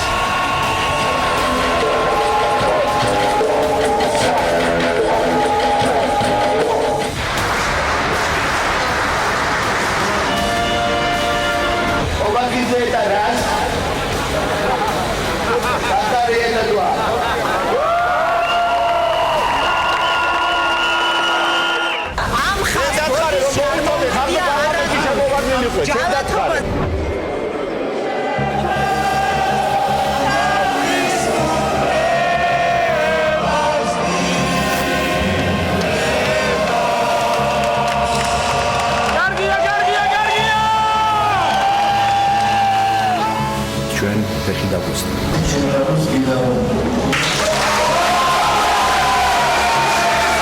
მე მგონი ჯობია რომ გადავიდეთ.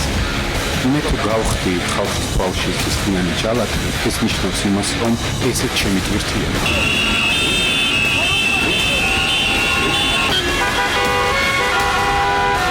მინისტრს ისევე როგორც შინაგან საქმეთა სამინისტროს ჩემგან პირადად და საზოგადოების ყველა წევრიდან ეკუთვნით მადლობა.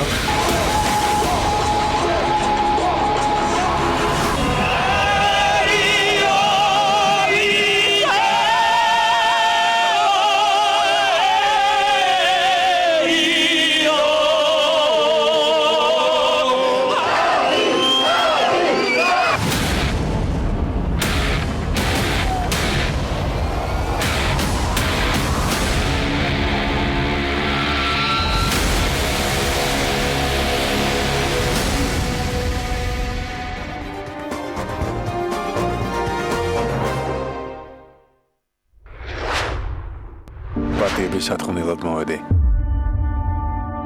ძალიან ნანობი ყველაფერს, რაც გაგიკეთე. იმედგაცრუებული ქალი, რთული არჩევანის ზღვარზე. ყველაფრის თავიდან დაწყების შანსი. არ დავუშვებ რომ ბედნიერები იყვნენ. თუ ხაფანგი, მიშველეთ.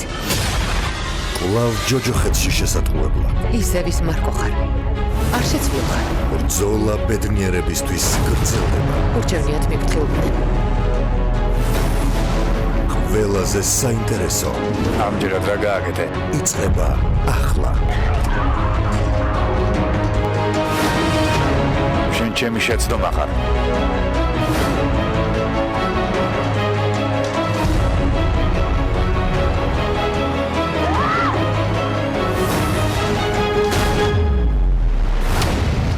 ნუ მიმატოვებ. ორშაბათიდან პარასკევის ჩათვლით. დღის 3 საათზე TV პირველის ეთერში. TV პირველი თანამგზავრზე. სატელიტური მაუწყებლობის ყველაზე თანამედროვე DVB-S2 სტანდარტის MPEG-4 ფორმატში. თანამგზავრი Azerspay 1, აღმოსავლეთის 46 გრადუსი, სიხშირე 11094 MHz, პოლარიზაცია ჰორიზონტალური, სიმბოლური სიჩქარე 30000 კილობიტი წამში. შესწორების კოდი 5-6. TV პირველი, საქართველოში და მსოფლიოში.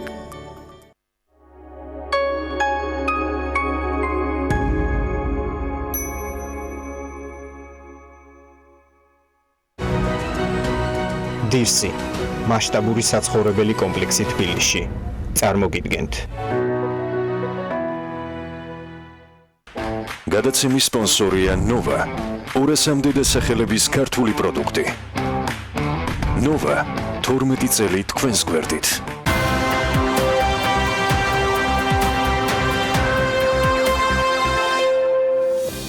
Universal Music Publishing Group-მა საქართველოში პირდაპირ წარმომადგენლობა გახსნა. ოფიციალური ნაწილი უკვე გავლილია. მსოფლიოს ერთ-ერთი უმსხვილესი მუსიკალური გამომცემლობის Universal Music Publishing Group-ის საქართველოში პირდაპირ წარმომადგენლობის პრეზენტაცია გამართული და ხელი მის საქართველოს საავტორო უფლებათა ასოციაციაში გაწევრიანების ხელშეკრულებაზე უკვე ხელმოწერილი.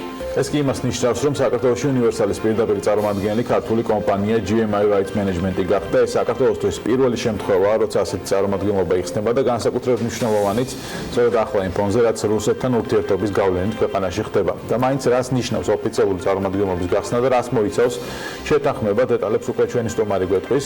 გიგა კობალაძეს ავტორ უფლებათა დაცვის ასოციაციის ხელმძღვანელი გვერდება პირდაპირ ეთერში. მშვიდობ მოგიგა, მადლობა გადაცემის ხელმძღვანელობისთვის. Universal-თან ასე ვთქვათ, ოფიციალურ წარმომადგენლობის გახსნაზე დავიწყოთ საუბარი.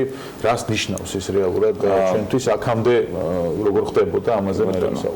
შეიძლება ითქვას, რომ ეს მართლაც ისტორიული ფაქტია, ისტორიული მნიშვნელობის მოვლენა, რადგან აქამდე ისეთი დიდი მუსიკალური გამომცემლობები, როგორც არის Universal, Sony, Warner და ასე შემდეგ, სამწუხაროდ საქართველოში პირდაპირ არ იყვნენ წარმოდგენილნი და ისინი საქართველოს ფარავდნენ რუსეთის წარმომადგენლობების თუ ოფისების მეშვეობით. ეს ბუნებრივია, გარდა იმისა, რომ იწევდა უხერხულობას, რადგან რუსეთიდან იფარებოდა, ეკონომიკური თვალსაზრისითაც არ იყო მომგებიანი მომხმარებლისთვის, რადგან მომხმარებელი, რომელიც ფულს იხდის მუსიკის გამოყენებაში, ამ შემთხვევაში მას უწევდა რუსეთის შუამავალი კომპანიების სასარგებლოდ ამ ფულის გადახდა და ეს ბუნებრივია, რომ ეს შუამავლობა აძვირებდა პროდუქტს.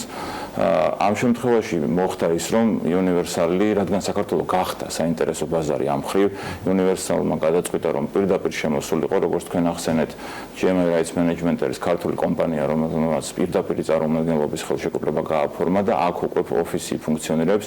ის გახდა ასოციაციის წევრი, ჩვენი ასოციაციის წევრი და საქართველოში ამ გამომცემლობის Universal-ის კატალოგის და ლიცენზირების დროს ფული, გადახდილი ჰონორარი პირდაპირ არა შუამავლების მეშვეობით, არამედ პირდაპირ გადაირიცხება. გარდა ფინანსებისა, და თქვათ იმ გაძვირებისა, რომელიც ხდებოდა შუამავალი კომპანიების მიერ, რა ბენეფიტი აქვს კიდე Universal-ის წარმომადგენლობის გახსნას, იმიტომ რომ ანუ არის სხვა მუსიკალური კომპანიები ინდუსტრიაში, რომლებიც შემოყვანათ და წარმომადგენლობის გახსნას გვინდა, თქვათ საქართველოში იმიჯისთვის არის თუ არა ეს. იცით რა, პირველი აი იმ ფონზე, რაც თქვენ ახსენეთ, რაც დღეს არის, ხო, საავტორო უფლებებში, როდესაც რუსული გავლენა ძალიან გაძლიერებულია და რუსეთი ცდილობს, რომ მთლიანად მოიპოვოს ეს გავლენა, ეს არის დიდი გარღვევა პირდაპირ ვთქვათ, იმიტომ რომ ეს პირდაპირ ეწინააღმდეგება რუსულ ინტერესს, პირდაპირ ასე ვთქვათ, წინაღუდგა ამას და ეს ფაქტი ბუნებრივია, რომ იქნება ჩემი აზრით მაგალითის მიმცემი სხვა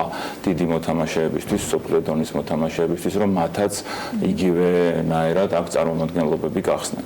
და ეს ბაზარს გააუმჯობესებს, ბუნებრივია, ჩვენ არ გვინდა რომ ვიფარებოდეთ რუსეთიდან, ჩვენ არ გვინდა რომ მოლაპარაკებებს ვაწარმოებდეთ რუსეთის შუამავალ კომპანიებთან, მათთან ვათანხმებდეთ პირობებს, მათთან ვათანხმებდეთ გამოყენების ჰონორარის ოდენობას, ვადას, ასე შემდეგ და ეს ბუნებრივია, რომ არის მომგებიანი ორივე მხარისთვის. თქვენ თქვით, რომ გახდა საინტერესო. ნუ საქართველოში რო თქვათ, ახლა დიდად მოსახლეობის რაოდენობა გაიზარდა, მუსიკის სტუდენტთა რაოდენობაში იყო განსაკუთრებით. ეს გამოიწვია იმან, რომ მოწესრიგდა ბაზარი. ორი მნიშვნელოვანი ფაქტორი შეგვიძლია გამოვყოთ. პირველი ის, რომ კულტურა ჩამოყალიბდა იმის, რომ საავტორო უფლებების გამოყენება უნდა მოხდეს კანონის დაცვით და მასში უნდა გადავიხადოთ დადგენილი ჰონორარი და მეორე დოვლათი შეიქმნა. ანუ ეკონომიკური მაჩვენებელი გაიზარდა, რომ საქართველოში რაც ამ კუთხით საავტორო უფლებების გამოყენების კუთხით და მუსიკალური ნაწარმოებების გამოყენების კუთხით გროვდებოდა, რამდენჯერმე 10ჯერ 15ჯერ მეტი დოვლათია, ეხლა რაც ბუნებრივია, რომ საინტერესოობას ზრდის და მიმზიდველობას ზრდის, ხო, ბაზრის ეკონომიკური თვალსაზრისით, ანუ საქართველო არის უკვე ის ქვეყანა, სადაც არის მზაობა იმისა, რომ ისევე როგორც ეს ხდება დასავლეთ ევროპის ქვეყნებში და ცივილიზებულ მსოფლიოში. 45 ქვეყანა იყო. 57 ქვეყანა ვართ, 45 ოფისია. და ზრდის ეს საინტერესობას, მიმზიდველობას იმისას, რომ საქართველოში არსებობს უკვე სიტუაცია ისეთი, როდესაც არის მზაობა, რომ ისევე როგორც ცივილიზებულ სამყაროში დასავლეთ ევროპის ქვეყნებში, აქაც მოხდეს ზუსტად იგივენაირად ამ უფლებების დაცვა, ამ მუსიკის გამოყენება, ჰონორარის გადახდა და ასე შემდეგ. იმ ფონზე, როდესაც ჩვენ თქვენი წინასწარმოებისას საუბრობდით მცდელობაზე, მათ შორის რუსული კომპანიების მხრიდან საქართველოს ბაზარზე შემოსვლის, რომელიც არალეგალურ საქმიანობასთან დაკავშირებით აკეთებდნენ განაცხადს და ეს რო ვთქვათ, რომ დასრულებული ამბავი არის, თქვათ არ არის დასრულებული, მაგრამ მე მგონი ინფორმირება რაღაც დონეზე მაინც მოხდა. ინფორმირება მოხდა. რას ნიშნავს ეს ხელშეკრულება ამ კონტექსტში და სად ვართ დღეს იმ კომპანიების თქვათ აქტიურობის ნაწილში, რომლებიც ცდილობენ საქართველოს ბაზარზე არასწორი ინფორმირების თქვათ ხარჯზე შემოიტანონ ისევ არეულობა ამ მოწესრიგებულ სივრცეში. გამომდინარე იქიდან, რომ ეს ასე მხოლოდ საინფორმაციო კამპანიებით, მხოლოდ ინფორმაციის გავრცელებით არ შემოიფარგლა და ანუ არ შეჩერდა, ჩვენ იძულებული გავხდით და მივმართეთ სასამართლოს.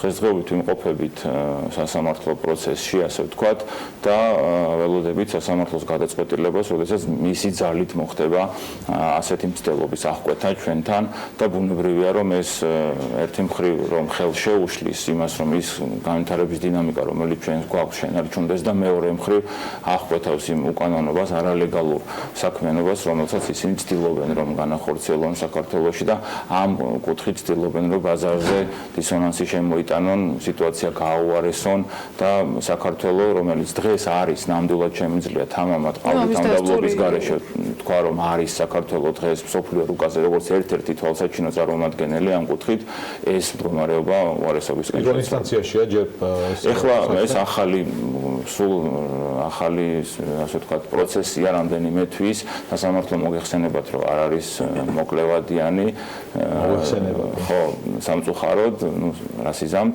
და ეხლა დაიწყო და გვაქვს იმედი, რომ მალევე მოხდება გადაწყვეტილების მიღება. ანუ ეს პროცესი გადავიდა სამართლებრივ სასამართლოზე, კი ბატონო, გასაგებია. რაც შეეხება გეგმებს, ასე ვთქვათ, სამომავლოს, ზოგადად ეს ურთიერთობები ამ ტიპის, ვთქვათ, უნივერსალის ტიპის ოფისის გახსნა წარმომადგენლობის როგორ ხდება, ანუ მუშაობთ თუ არა საერთაშორისო კომპანიებთან? კი, მუშაობთ ჩვენ მუშაობთ ჩვენი კომპეტენციის და უფლებამოსილების ფარგლებში, ანუ ჩვენ ვართ რეკომენდატორები იმისა, რომ ასეთი წარმომადგენლობები გაიხსნას და საქართველოში არა მარტო GMI Rights Management, არამედ სხვა კომპანიებიც არსებობენ უკვე, ვისაც შეუძლია, რომ ეს პირობები დააკმაყოფილოს და ვისაც შეუძლია, რომ თამამად ელაპარაკოს, თამამად განიხილოს ეს წინადადებები და ასეთი კავშირები და ასეთი კომუნიკაცია მიდის ინტენსიურად და მე იმედი მაქვს და ძალიან დიდი იმედი მაქვს იმის, რომ საქართველოს ჩაეწერება იმ ქვეყნების რიგში, სადაც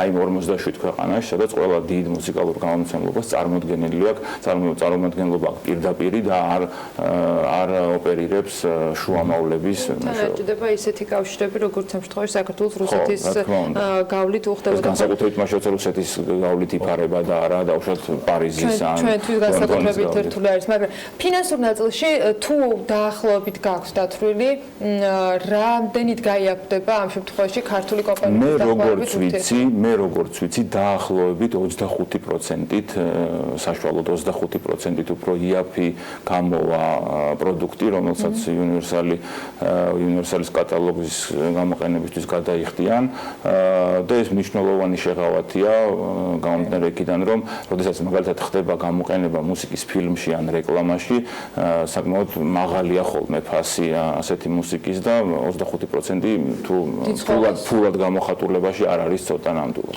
ბატონო გია, ჩვენ გქონდა საშუალება, რომ ანგარიში, ასე ვთქვათ, გაგვეცნო მაყურებლისთვის თქვენი ასოციაციის 2019 წლის ნახევარი ფაქტიურად მიიღია, როგორ მიმდინარეობს, ასე ვთქვათ, ეს წელი არის თუ არა ისევ ის ზრდის დინამიკა. ჩვენ დაგეგმილი გვაქვს ამ წელსაც დაახლოებით 10%-იანი ზრდა წინა წელთან შედარებით. ბუნებრივია ამ მიმდინარე მოვლენებმა კრიზისული მდგომარეობა შექმნა და გარკვეული შეფერხებები გამოიწვია, თუმცა ტენდენცია ისეთია, რომ ეს 10%-იანი ზრდა შენარჩუნდება, გამომდინარე იქიდან, რომ ბაზარი იზრდება, ჩვენ ასე ვთქვათ, მეტად ვითვისებთ უფრო ამ ბაზარს. ამ წელს გვაქვს დაგეგმილი ასევე ორი დიდი სეგმენტის, ახალი სეგმენტის დაწყება ლიცენზირების კუთხით და შესაბამისად ეს ზრდა შენარჩუნდება, ტენდენცია უნდა შენარჩუნდეს.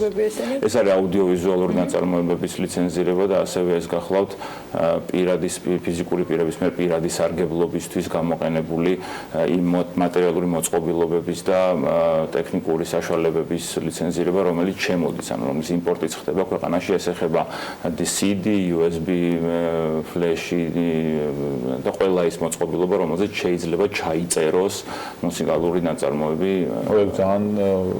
ეს არსებობს სოფლიოში ყველგან, არსებობს ჩვენთანაც კანონმდებლობით, თუმცა აღსრულების ნაწილში ახლა ვაპირებთ, რომ დავიწყოთ ეს პროცესი, იმიტომ რომ სოფლიოს ყველა ქვეყანაში თითქმის ეს დარეგულირებულია და ამ კუთხითაც იმპორტიორები, ამ წარმოებლები, ნუ ჩვენს შემთხვევაში იმპორტიორებიდან ასეთი რაღაცები ჩვენთან ასეთი მოწყობილობები არ იწარმოება, ვალდებულნი არიან, რომ იხდიდნენ ჰონორარს. წარმატებას გისურვებ. დიდი საქმე ქონია 2019-თვის. სიახლეებს აუცილებლად კიდევ გავუზიარებთ ჩვენს მაყურებელს. გიგა კობალაძე საავტორო უფლებათა დაცვის ასოციაციის ხელმძღვანელის მასპინძლობით საქმიანი დილის ეთერში და გილოცავთ კიდევ ერთხელ შეთანხმებას, რომელიც რაღაც 2 დღის წინ გაფორმდა. ამ უქმეებზე ლევან თაღიაშვილმა Fuck Up Night-ის აღმასრულებელ დირექტორთან ინტერვიუ ჩაწერა, რომელიც საქართველოს რამდენიმე დღით ესტუმრა. ლევან, კიდევ ერთხელ უნდა დაგვატიჭოთ საქმიანი დილის ეთერში, როგორია ამ ღონისძიების ისტორია, რომელიც უკვე 300-ზე მეტ ქალაქში არსებობს და 19 ქვეყანას აერთიანებს. საქართველოს პოზიციები როგორ გამოიყურება? Fuck Up Night საკმაოდ საინტერესო ისტორია აქვს, როგორც მისმა აღმასრულებელმა დირექტორმა იანიკ კვიკმა მოგვიყვა. მისი იდეა რამდენიმე წლის წინ მექსიკაში დაიბადა, როდესაც 5-მა მეგობარმა რამდენიმე ჭიქა ტეკილას შემდეგ გადაწყვიტა საკუთარ პროფესიულ შეცდომებსა და მარცხზე მოეყოლა ერთმანეთისთვის. მეგობრები მიხვდნენ, რომ მიუხედავად მათი ახლო ურთიერთობისა, ძალიან ცოტა რამ იცოდნენ ერთმანეთის მარცხის შესახებ და სწორედ ამიტომ დაარსეს Fuck Up Night და უფრო ფართო მასშტაბები მისცეს ამ ყველაფერს. დღეს ეს მოძრაობა 300-მდე ქალაქში არსებობს და აერთიანებს იმ ადამიანებს, ვინც საკუთარი მარცხის ისტორიით ცდილობს სხვებს დაანახოს, რომ შეცდომები კარიერულ თუ პირად ცხოვრებაში გარდაუვალია და ამაში განსაკუთრებული არაფერია.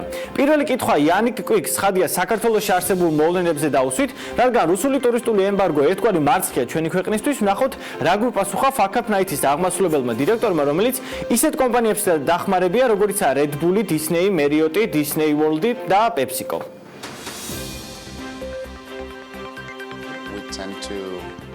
ყოველთვის, როდესაც გვაქვს კრიზისი, გვაქვს შესაძლებლობაც. მე ვხვდები, რომ რუსი ტურისტებისთვის თქვენს ქვეყანაში შემოსვლის აკრძალვა საქართველოს ეკონომიკისთვის დამაზიანებელი იქნება, მაგრამ უნდა გაითვალისწინოთ, რომ არ აქვს მნიშვნელობა იმას, თუ რა ძალისხმევით ეცდები მარცხისაგან თავის არიდებას. ის გარდაუვალია. ამიტომ თუ გეგმა A არ იმუშავებს, აუცილებლად სათადარიგო გამოსავალზე უნდა იფიქროთ. უნდა გახდეთ უფრო კრეატიულები, განაგრძოთ იმის კარგად კეთება, რასაც ახლა აკეთებთ. რამდენიმე დღის განმავლობაში მე დავწმუნდი, რომ საქართველო ძალიან სტუმართმოყვარე ქვეყანაა და სწორედ ამიტომ ტურიზმი თითქმის 20%-ით იზრდება ბოლო 5-7 წელია. ეს ნიშნავს, რომ ძალიან ბევრ დეტალს სწორად ითვალისწინებთ. თქვენ უბრალოდ უნდა განაგრძოთ ამის კეთება. საბოლოო ჯამში ეს აუცილებლად დაგიფასდებათ რუსი თუ სხვა ქვეყნის ტურისტების სახით.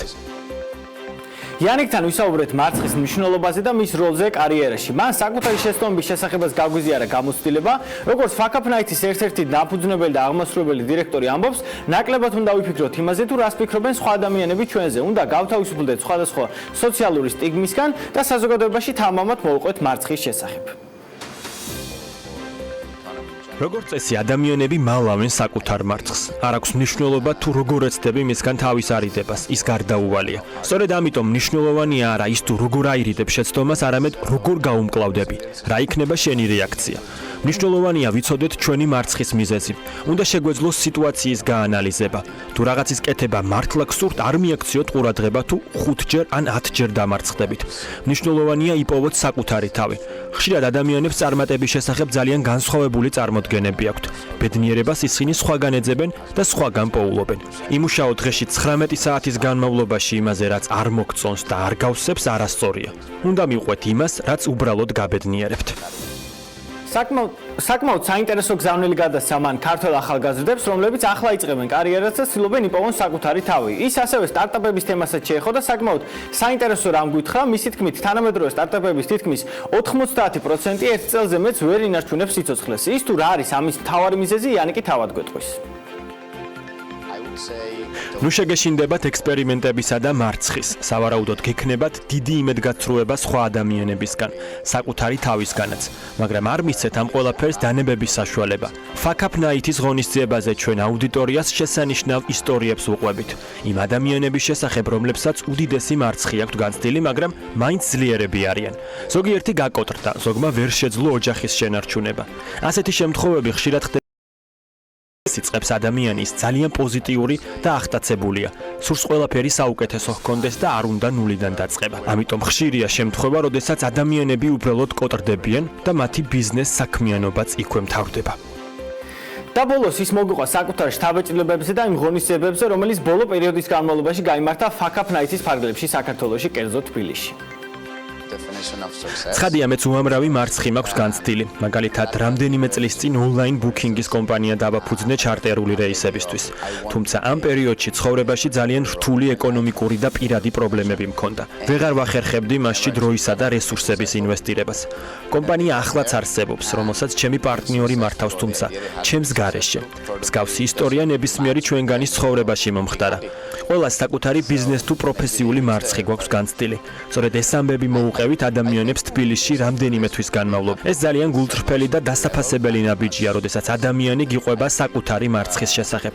ვფიქრობ, რაღაც კუთხით სირცხვილიც კია თუ მათ არ შეუერთდები და თავს მოაჩვენებ თითქოს ყველაფერი კარგადაა. ყველამ უნდა მოიხსნათ ყალბი სუპერპროფესიონალების ნიღაბი. ეს ძალიან კარგი საზოგადოების შეკრების ადგილია და აქ ადამიანები ერთმანეთთან ბევრ საერთოს პოულობენ. რაც შეეხება თავად ღონისძიების ჩატარების სტილს, TED Talk-ი ალბათ ყველასათვის ნაცნობი პლატფორმაა და სწორედ ამ ფორმატში წარმატებული ადამიანი უზიარებს აუდიტორიას საკუთარი შეცდომების შესახებ. YouTube-ზე მისი ძალიან ბევრი მაგალითია განთავსებული და თავისუფალ დროს შეგიძლიათ თვით განვითარებას მიჰყოთ ხელი. მადლობა ლევან საინტერესო ინტერვიუსთვის და მისი გაზიარებისათვის, საქმიანი დილის მაყურებლებისათვის. ჩვენ ახლა წინ გრძელვადიანი ამედის პროგნოზი გველდება, მცირე სარეკლამო პაუზა და რამდენიმე წუთში გიბრუნდებით.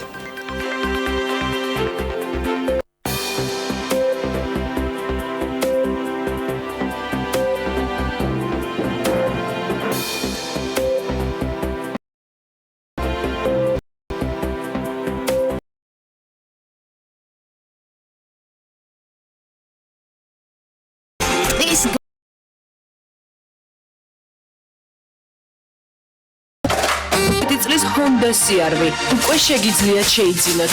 ახალი დიზაინი, ინოვაციური 2.55-10-50.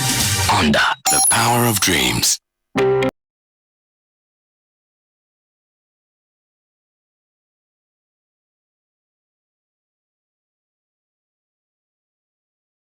სიახლე, თუ სარგებლობთ მაგთის ოპტიკურ ბოჭკოვანი ინტერნეტით ან IP ტელევიზიით, მაგთი შენ და შენს მეგობრებს ახალ მობილურ პაკეტს გთავაზობს. შექმენი ჯგუფი მაგთის 4 ნომრისგან და ჯგუფის თითოეულ წევრს შესაძლებლობა მიეცი მთელი თვის განმავლობაში მხოლოდ ათლარად. ულიმიტოდ ისაუბრონ მაგთის მობილურ ქსელში. ულიმიტოდ აგზავნონ SMS-ები საქართველოში. მიიღონ 500 მეგაბაიტი მობილური ინტერნეტი. პაკეტი მარტივი 10. მარტივი კომუნიკაცია. მაგთი ხარისხია. სოფელში მე ტრადიციული რეცეპტით საყვარელი ადამიანებისათვის ნატურალურ და ნაზ დასალევ მაწონს ვამზადებ. სოფლის ცნობათის ახალი დასალევი მაწონი, ტრადიციული პროდუქტი მოსახერხებელ შეფუთვაში. ახლა კი ორი ახალი გემო, გამაგრილებელი პიტნა და ბაზილიკი. თან წაიღე და მიირთვი ყველგან. გაინტერესებთ ანალიტიკური ინფორმაცია ბიზნეს სექტორზე? ეძებთ კორპორატიულ და საცალო კლიენტებთან დაკავშირების გზებს. BAG მოგაწვდით საქართველოში მოქმედი კომპანიების შესახებ ინფორმაციის მუდმივად განახლებად მონაცემთა ბაზას. გახდით ხელმისაწვდომი პარტნიორი ათასობით ქართული და უცხოური ბიზნესისათვის. წარმატება დეტალებშია, დეტალები BAG-ში. როგორ გაიჟღერებ სწოულება? დამოკიდებულია მხოლოდ შენზე და ლეისზე. რადგან რამდენი მუსიკალური ჟანრიცა, იმდენი მრავალფეროვანი გემო არსებობს ლეისის. მუსიკა ლეისთან ერთად უფრო გემრიელია.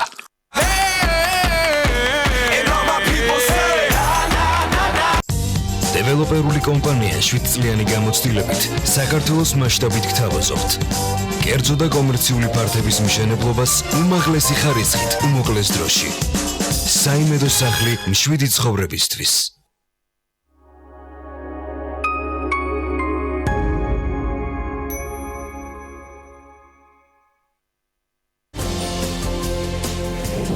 გზა კადეტობიდან კაპიტნობამდე. რა აუცილებელ თვისებებს უნდა ფლობდეს მეზღვაური და რა სახის განათლებაა საჭირო ზღვაში სამუშაოდ. მომავალი თაობისთვის გასაზიარებელი გამოცდილება კაპიტნისგან, რომელსაც საპასუხისმგებლო სტატუსი 30 წლის ასაკში მიიღო. ფერადი ფოტოებიდან შავ-თეთრ კადრამდე.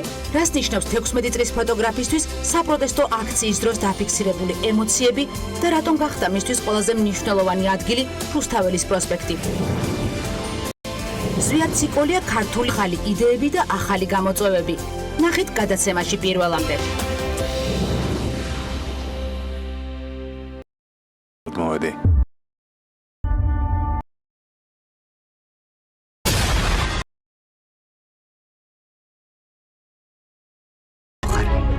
არსეც მიხარ. ბრძოლა ბედნიერებისთვის გრძელდება. ურჩევნიათ მიფრთხილდნენ. ყველაზე საინტერესო. ამჯერად რა გააკეთე? იწყება ახლა. შენ ჩემი შეცდომა ხარ.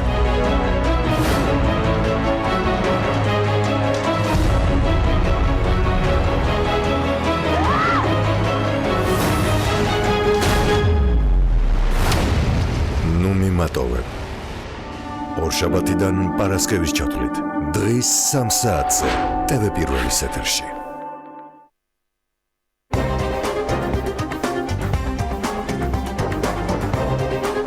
Дорогие друзья,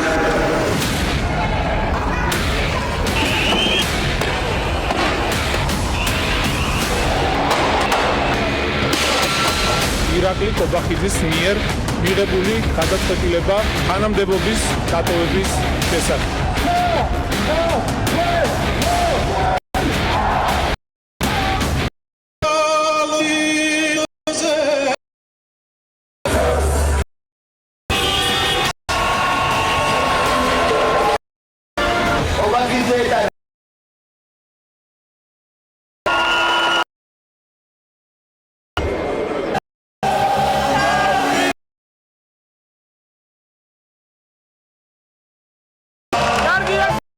ჩვენ ფეხი დაგვისწრებთ.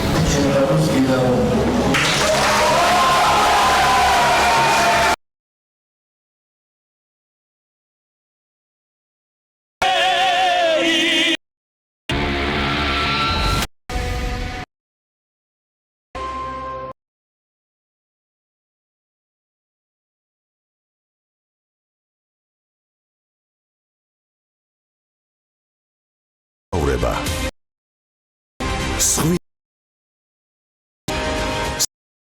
მართლე სახიფა და რომელიც სიმართლეს არჩიეს.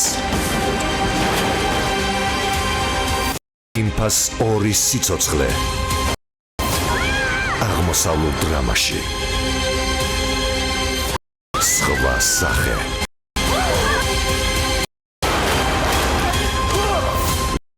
TV პირველის ეთერში. საქართველოს ამ წლის ბოლომდე უკვე იქნება ჩვენ ასე ვთქვათ ავია პარკში. ალბათ სიმბოლურია ისიც, რომ ბოინგი, სადაც ახლა ჩვენ ვიმყოფებით, სწორედ მოსკოვში ასრულებს დღეს ფრენას. აქვე მინდა გკითხოთ, როგორც იცი, 200-მდე თანამშრომელი ამ ეტაპზე დასაქმებული თქვენს კომპანიაში, საინტერესო რა უპირატესობებით სარგებლობენ ისინი, თქვათ, თუ აქვთ შეღავათები მგზავრ ფრენაზე და ასე შემდეგ. რა თქმა უნდა, მათ როგორც ყველა ავიაკომპანიაში აქვთ მათთვის და მათ ოჯახის წევრებისთვის წელიწადში აქვთ ერთი უფასო ბილეთი ჩვენ მიმართულებებზე და ასევე სარგებლობენ ნებისმიერ ჩვენ რეისზე, ასე ვთქვათ, ID staff ბილეთებით, რომელიც გულისხმობს 90%-მდე ფასდაკლებას, თუ რეალურად გაფრენამდე არის ბორტზე ადგილები დარჩენილი, რაც ჩვენ შემთხვევაში ძალიან იშვიათად ხდება ხოლმე. საკმაოდ მნიშვნელოვანია ადამიანებისთვის, განსაკუთრებით მათთვის, ვისაც უყვარს მოგზაურობა.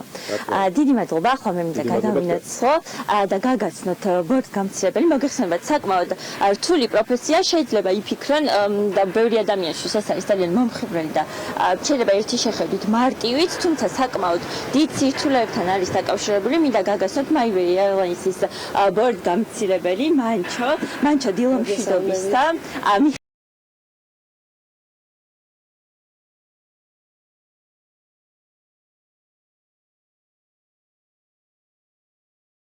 ხარია რომ პატივი მხვდა თქვენი გაცნობის, მე მინდა გითხოთ პირველ რიგში, როგორ გადაწყვიტეთ, რომ გამხდარიყავით ბორტგამცირებელი, რატომ იგეთ ეს გადაწყვეტილება? ანუ ძალიან მომწონს ეს პროფესია, იმიტომ რომ ძალიან ბევრ ხალხთან მიწევს კომუნიკაცია, ეს განურჩევლად რელიგიისა თუ ეროვნების დიახ და ძალიან საინტერესოს ხდის ამ სამსახურს ესაუბრე. რამდენი წელია რაც ბორტგამცირებელი? 6 წელია. საკმაოდ დიდი პერიოდია. ასევე მინდა გითხოთ, რა მოთხოვნებს უნდა აკმაყოფილებდეს ადამიანი, რომელსაც სურს რომ გახდეს ბორტგამცირებელი. ეს ის პროფესია, რომელსაც თქვათ მხოლოდ სურვილი არ არის მთავარი, იმიტომ რომ როგორც ვიცი, აქ არის სიმაღლის შეზღუდვა, აუცილებლად უნდა იცოდეს სურვა და ასე შემდეგ. აი ეს კრიტერიუმები რა ჩამოგვითვალოთ? დიახ, ესე იგი პირველ რიგში მრავალ სხვადასხვა კომპანიებს აქვთ სხვადასხვა კრიტერიუმები, მაგრამ ჩვენს ეს აქვს, რა თქმა უნდა იცოდეს სურვა, უნდა იცოდეს რამოდენიმე სხვადასხვა ენა და სიმაღლის შეზღუდვა. სიმაღლის შეზღუდვაც არის, კი, რა თქმა უნდა წვდებოდეს თვითმფრინავში თაროებს, ანუ მაგიტომ არის ეს დაწესებული კი შესაბამისად.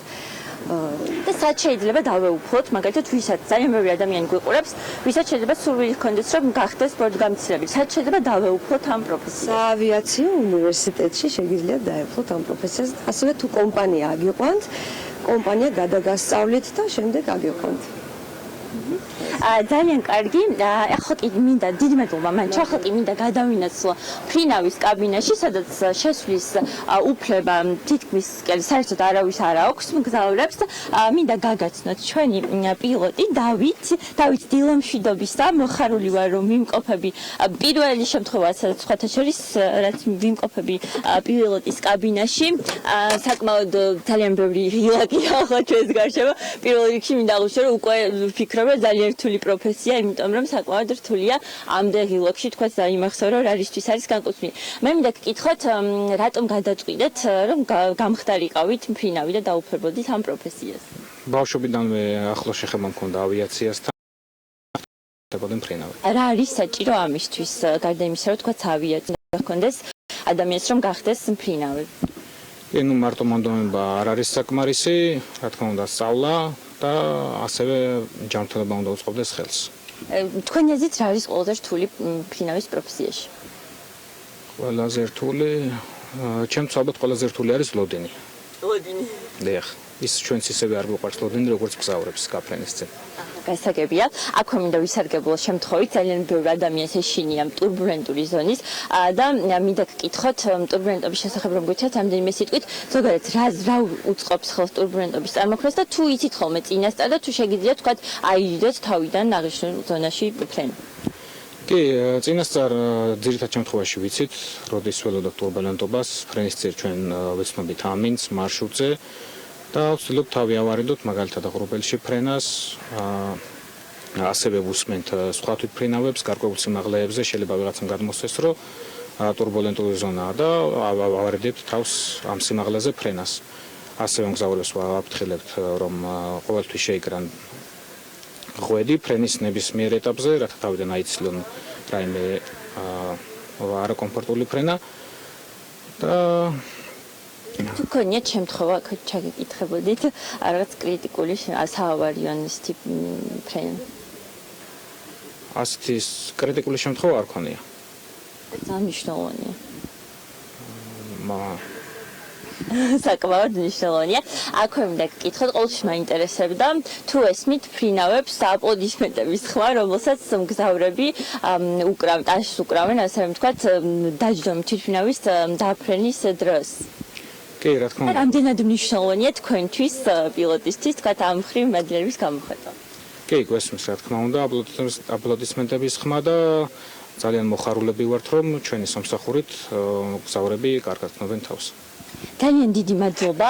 მოკლედ როგორც მოისმინეთ, საკმაოდ რთული პროფესიების შესახებ ვისაუბრეთ. მე მინდა რომ ჩვენს ბორტის წევრებს ვუსურვოთ მშვიდობიანი მგზავრობა და ამ მგზავრებს კი ვუთხრა რომ აუცილებლად გაითვალისწინონ განსაკუთრებით ბორტგამცილებლის რჩევები, რადგან ისინი თქვენს უსაფრთხოებაზე ზრუნავენ. მადლობა ანა, მართლა ძალიან რთული და საინტერესო პროფესიებია. ჩვენს სტუმრებს მშვიდობიან ფრენებს ვუსურვებ. HR-ების დღევანდელი რუბრიკა კი ამით დასრულებულია. მადლობა რომ გვიყურებთ და რუბრიკისადმი ასეთი მაღალი ინტერესია. წარმატებულ და მშვიდობიან სამუშაო კვირას გისურვებთ. და მშვიდობიან გაფრენას იმ მიზნებისაკენ, რომელიც საქმე ადამიანებს აქვთ. ხოლმე მადლობა ანა ნავდარაშვილს და ანი გზირიშვილს საინტერესო ჩართვისათვის. ჩვენ ამით უნდა დაგემშვიდობოთ მათთან ერთად. დღევანდელი საქმე იდილა ამით სრულდება. წინ საქმის კურსის ეთერები გელოდებათ, რა თქმა უნდა, BMG-ის სიახლეები მუდმივად განახლებად და რეჟიმში. ხვალდილით კი ისევ 8-ზე შეხვდებით ერთმანეთს და პირველზე დროებით.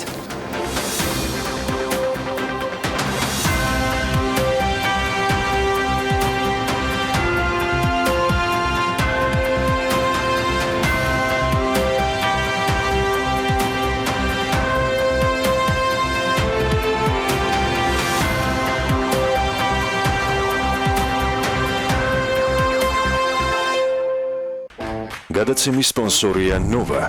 200-მდე დასახელების ქართული პროდუქტი. Nova 12 წელი თქვენს გვერდით.